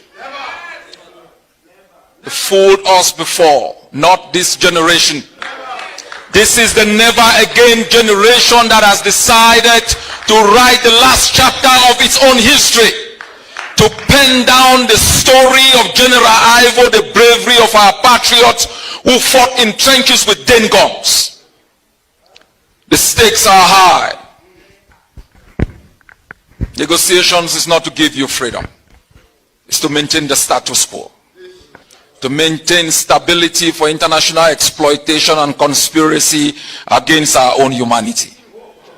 They aren't coming to talk for the liberation of our detainees, our prisoners of war. They come like Trojan horses with bayonets to murder our patriots volunteers. My fellow people,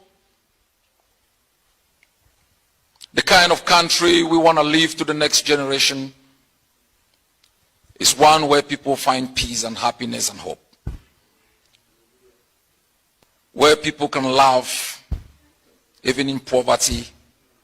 They can transform their own society to reflect the kind of society they want to build. We want to build a country where he can walk in and feel at home. Where she can walk in and feel at home.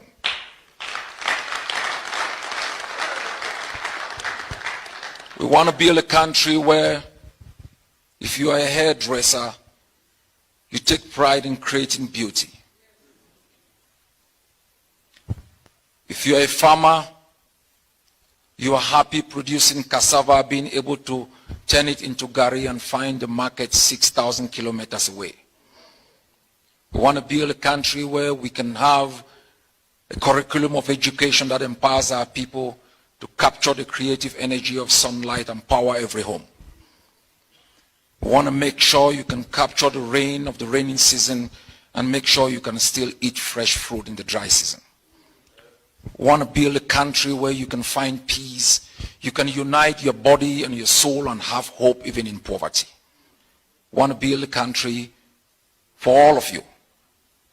So when your final days shall come, and you bequeath to the next generation something better than was given to you.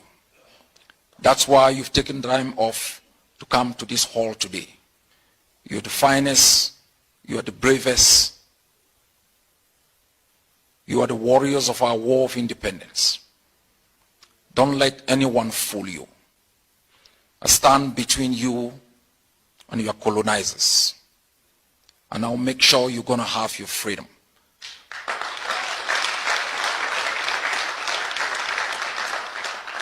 Freedom is a universal currency.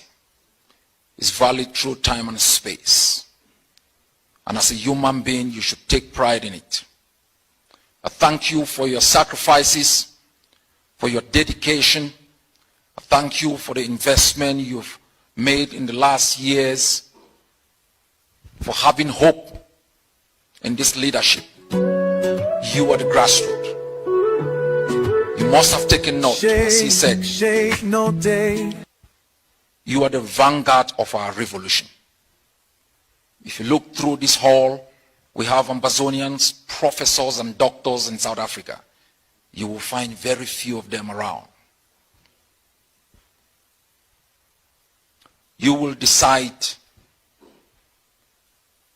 who will govern you. All those in exile must think like entrepreneurs, opportunity creators, for those battling in the bushes, for those fighting on a daily basis.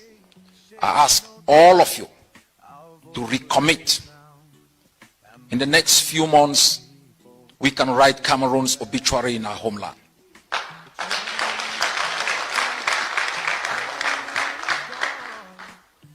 Thank you, fellow Ambazonians. Thank you, South Africans, for coming here tonight. God bless you all, and God protect Ambazonia. The CIC. Rise to the day, the day. Shake, shake, no day. Amazonia stands strong. We're marching forward where we belong. From the rivers to the peaks, our strength will grow. The dreams of our forebears in us brightly glow. Our heroes, heroines, their fire still burns. We honor their fight with the justice we've earned. Shake, shake, now win. No day, no day. Rise to the day.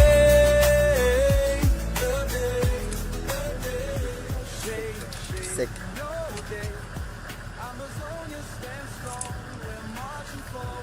Alright.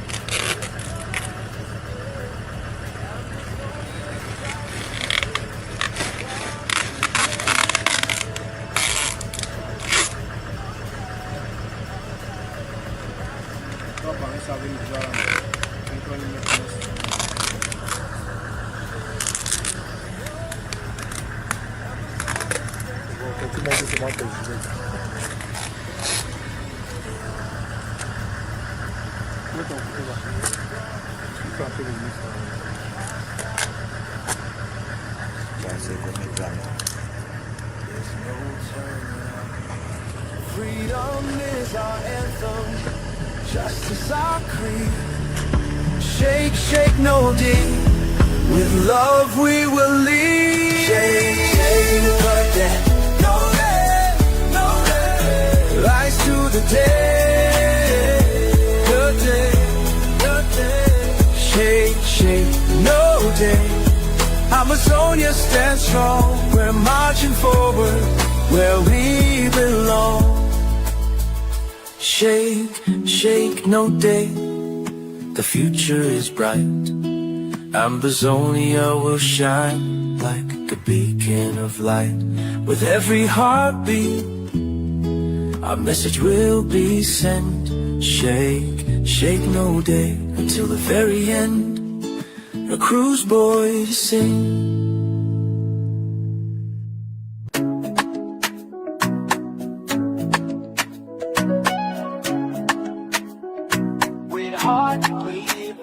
Under the moon, where they vex, your whispers they jam. Dreams scatter like ashes for night where they cold. Hope break scatter like branch for storm. Now bad people and innocent they suffer. Oh mama, Ambazonia, your heart they pay. Tears they fall like a river, like the sky they cry again. IDPs and refugees they walk out. Widows they hold space where they empty, them cry go they echo. For the shock where they hollow.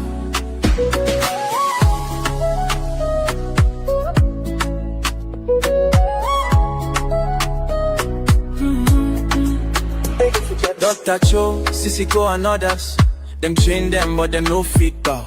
Them voice now like thunder, where they under dark clouds.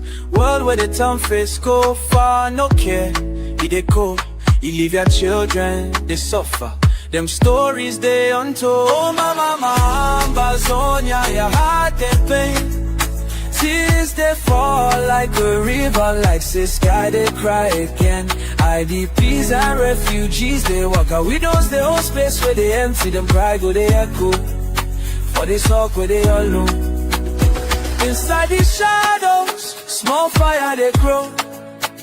Freedom they call, where hopelessness been they show.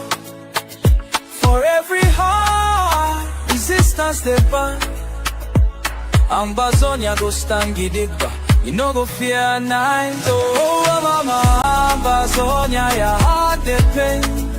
Tears they fall like a river, like say sky they cry again. IDPs and refugees they walk out widows, they hold space where they empty, them cry go they echo. For this hug go they hollow. Mama Ambazonia, the scars they talk story of courage we know they shame. Even when wind they blow scatter, for morning light we go there. The children go they sing, a freedom we go fly high, like wings for sky. Ooh yeah, the Ayaba, no vex better go follow. Ambazonia, now oh na na, son. Conspiracy, we go in. Our brave boys do the work for the proud. Wanna flag down.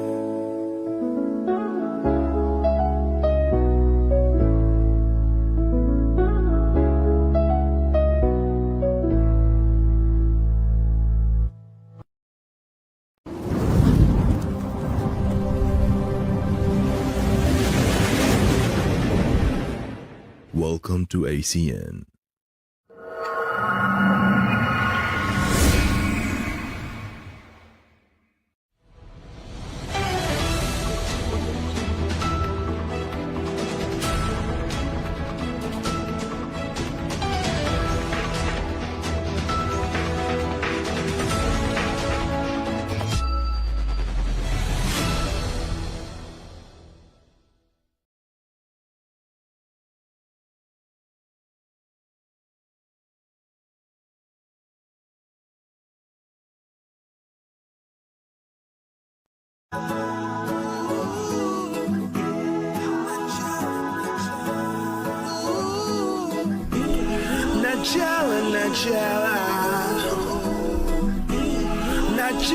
Najala, who's fighting for freedom? Najala, from southern to northern zone. Najala, Mama Ambazonia. Najala, a land we could call our own. Ambazonia, Najala, Najala, Najala, Najala, Najala. Najala, Najala, Najala, Najala. She's fighting for freedom. Najala, from southern to northern zone. Najala, Mama Ambazonia.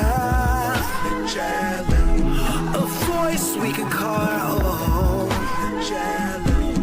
Najala, Najala, Najala, Najala, Najala, Najala, Najala.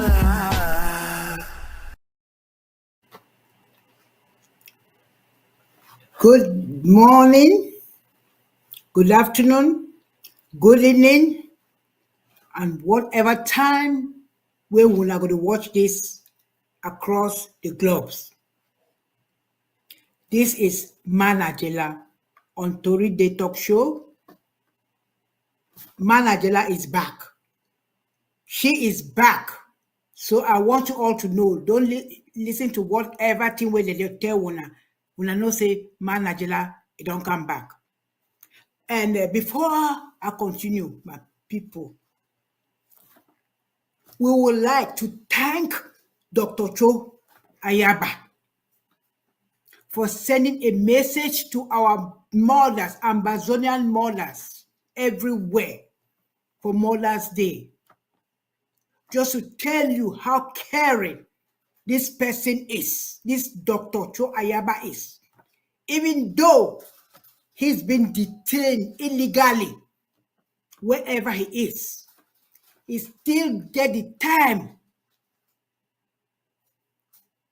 for send us message to thank all the mothers then for Mother's Day. What a great leader, a great man. I don't tell when I say this man is a very caring man.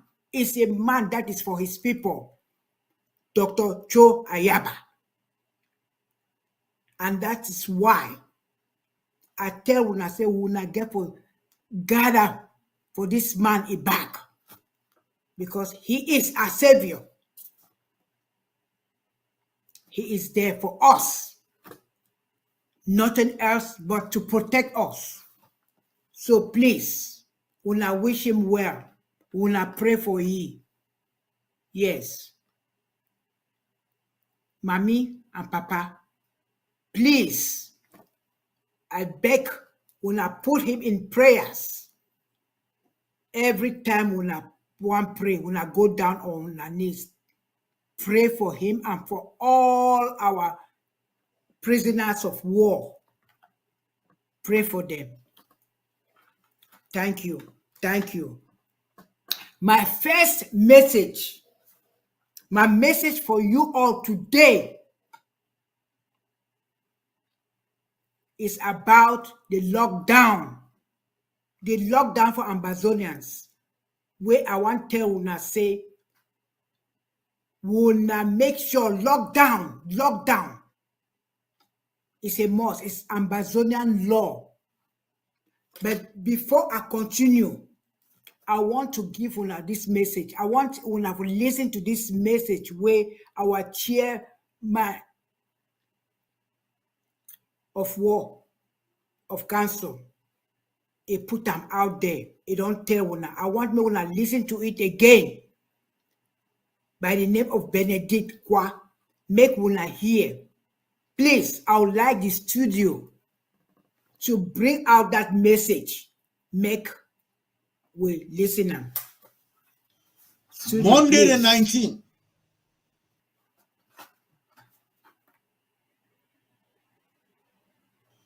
Monday the 19th is our normal ghost town, our normal country Sunday. On the 20th of May is a lockdown. Therefore, my fellow Ambazonian people, the 19th and 20th of May are lockdown days. Don't dare go out. Not for all the monies that the Ngala Gerrats gave you to put you in harm's way.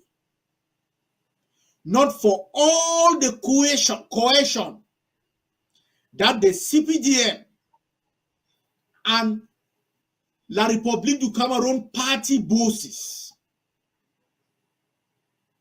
the funds and the chiefs, enablers, those who prop up this genocide and crimes against humanity in our land. Not for all their coercion or money or promises of money or intimidation that they do. Should anyone dare put themselves in harm's way by getting out on those lockdown days? Una don't hear. Una don't hear. I hope say everybody, it don't register this. It don't hear which way our chairman of council, it don't talk. Benedict Kwa, it don't tell we say lockdown day, when at 2 days, it's just 2 days of lockdown, which is the 19th on Monday, and Tuesday, the 20th, say make we stay indoors. Nobody should go out. Nobody should go out. Nothing that way you don't talk. For us to protect ourselves, we all of us, mommy, papa, picking them. Say make all man stay indoors. I beg una plenty. Say make una take this. Because I, Manajela, I come for can give una, tell una, talk una inside house, my mommy, my papa, my picking them. Make una listen, because we have to talk to our children, talk to our parents, make them understand, say, we are life be at stake. So I come for broke them down for we. Say, hope all of you go take to this. And if you all will not take to all this advice, I don't see why our life get for be in danger. It's just for 2 days. It's 2 days lockdown. 2 days, which Monday na the regular lockdown day. Then Tuesday is the day where the La Republic, they want force them on us. And we say no. Make una stay indoors. And please, Matthew, I will tell una, there are things that I have to put it down for, say, make una make sure, say, make una buy una food. We go cover una till that Wednesday or Thursday. Una go market, una start buy food for, let's say on Thursday or Friday or Saturday, una make sure, say, una go buy una food. Even if it's to cook, just buy and cook, and so you stay indoors. There's no need why you have to go out. If you get your foods in the house, I beg. That is the only advice where I will give you now. People them way they get water inside, outside, where they don't get water for their compound or for their house. Make them make sure, say they fill all the jars, fill everywhere, buckets. Make sure that men not go out of their compound, out of their fence to go fetch water. Make enough water, please. It's there for una house, because una want come out outside, so something happen. We don't know what is. We fight war. We then are for war, and La Republic no care. So I beg una. Say we there now for war. Make Tomano can tell you say no war. We there for war. Anything can happen anywhere. So please, mommy, papa, una protect our children. Una protect our children. Please, I beg. Don't send your kids out. Either to go play, either to go buy something. No, buy everything. Do your shoppings. All at once. Just do your shopping for that 3 days. I put it, even it's just for 2 days. 3 days now, Wednesday, safe way. Now the day that Wednesday is an open day. So please, make sure, say, you get your food. And people, the way they play Jangi people, papa, mommy, I beg una. Say, una not go out. Una not go out. If una busy, una play Jangi for Monday or for Tuesday, I beg, una put them for Saturday. Una put them for that Sunday. Una go play una Jangi. Una come house, can she down. Spend time with your children. Papa, spend time with your wife. Una talk, una get things to talk about. Please, I beg una. That's the only way where we fit advice. Where me, Manajela, that only thing that I fit do for right now, I'm away from ground zero. But I get opportunity to say me, I will stand on national TV. I tell una, advise una, for protect una self, make una listen to these talks. because it is very, very important. We are coming to tell you, our people, to protect yourself, because nobody cares about us but you have to take care of yourself.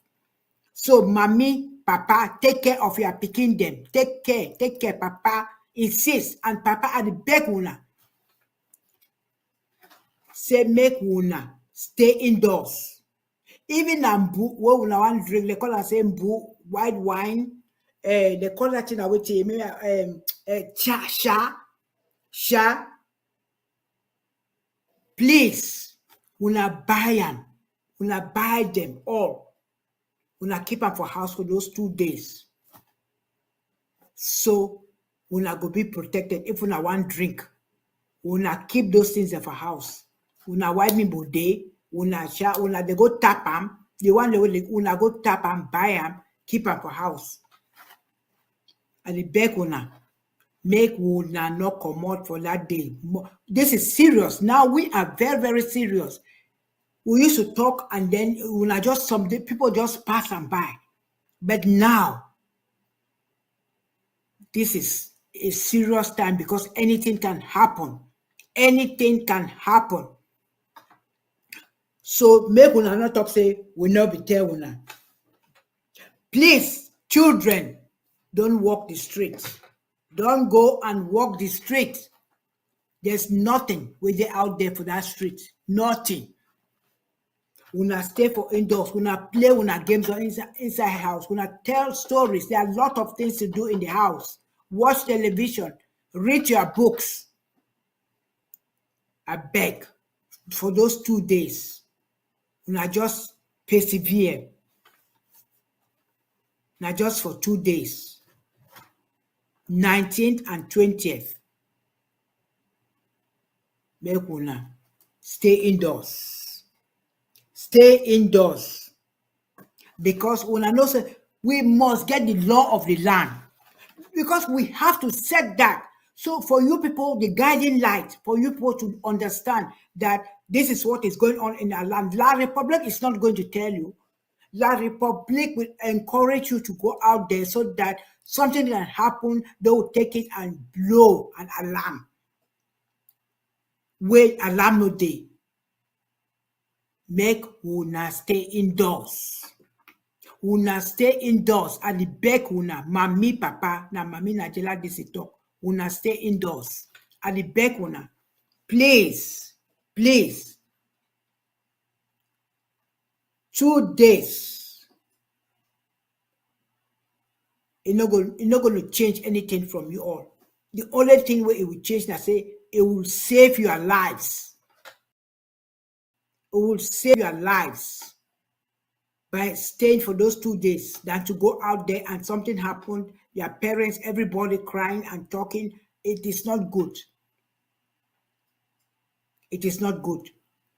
While our prisoners of war, look at them, Dr. Cho Ayaba, Abdul Karim, Siseko, Tabe, Macho BBC, all the rest, where they inside Fongalafo, they inside jail because of us, because of the independence of Ambazonia. So you people, I know you all have sacrificed a lot and still sacrificing. Please, we should stay indoors. Make we tell these people that the land is our land. The 20th May, first of all, it's not for us. You all know it's not ours. That is La Republique. Now, La Republique, they celebrate 20th May, they take a force way for celebrate that day. But we are gone. So please, even those enablers, all those funds, all those mayors and DOs and whatever, when they can't force una, they come, they force una say, may una go march. I beg. We will not even give them eyesight. We will give for stay indoors so they cannot even come and tell you. Even somebody call to threaten you, don't just block the people. Because that's what they do. They call me to threaten me all the time, talk to me, all those type of things, but I give them no time. When it pass, I've just blocked them. That is what you all supposed to do. Anybody wey come to tell una say, oh, una go march, una, that person not like una. And he tell you, they not like una. And whoever is coming to tell you, all those, our people, they call themselves that they are elites. They are working for the other side. They are not for your interest. So please stay at home. Stay at home because those people are not for your interest. Yourself count first before any other person.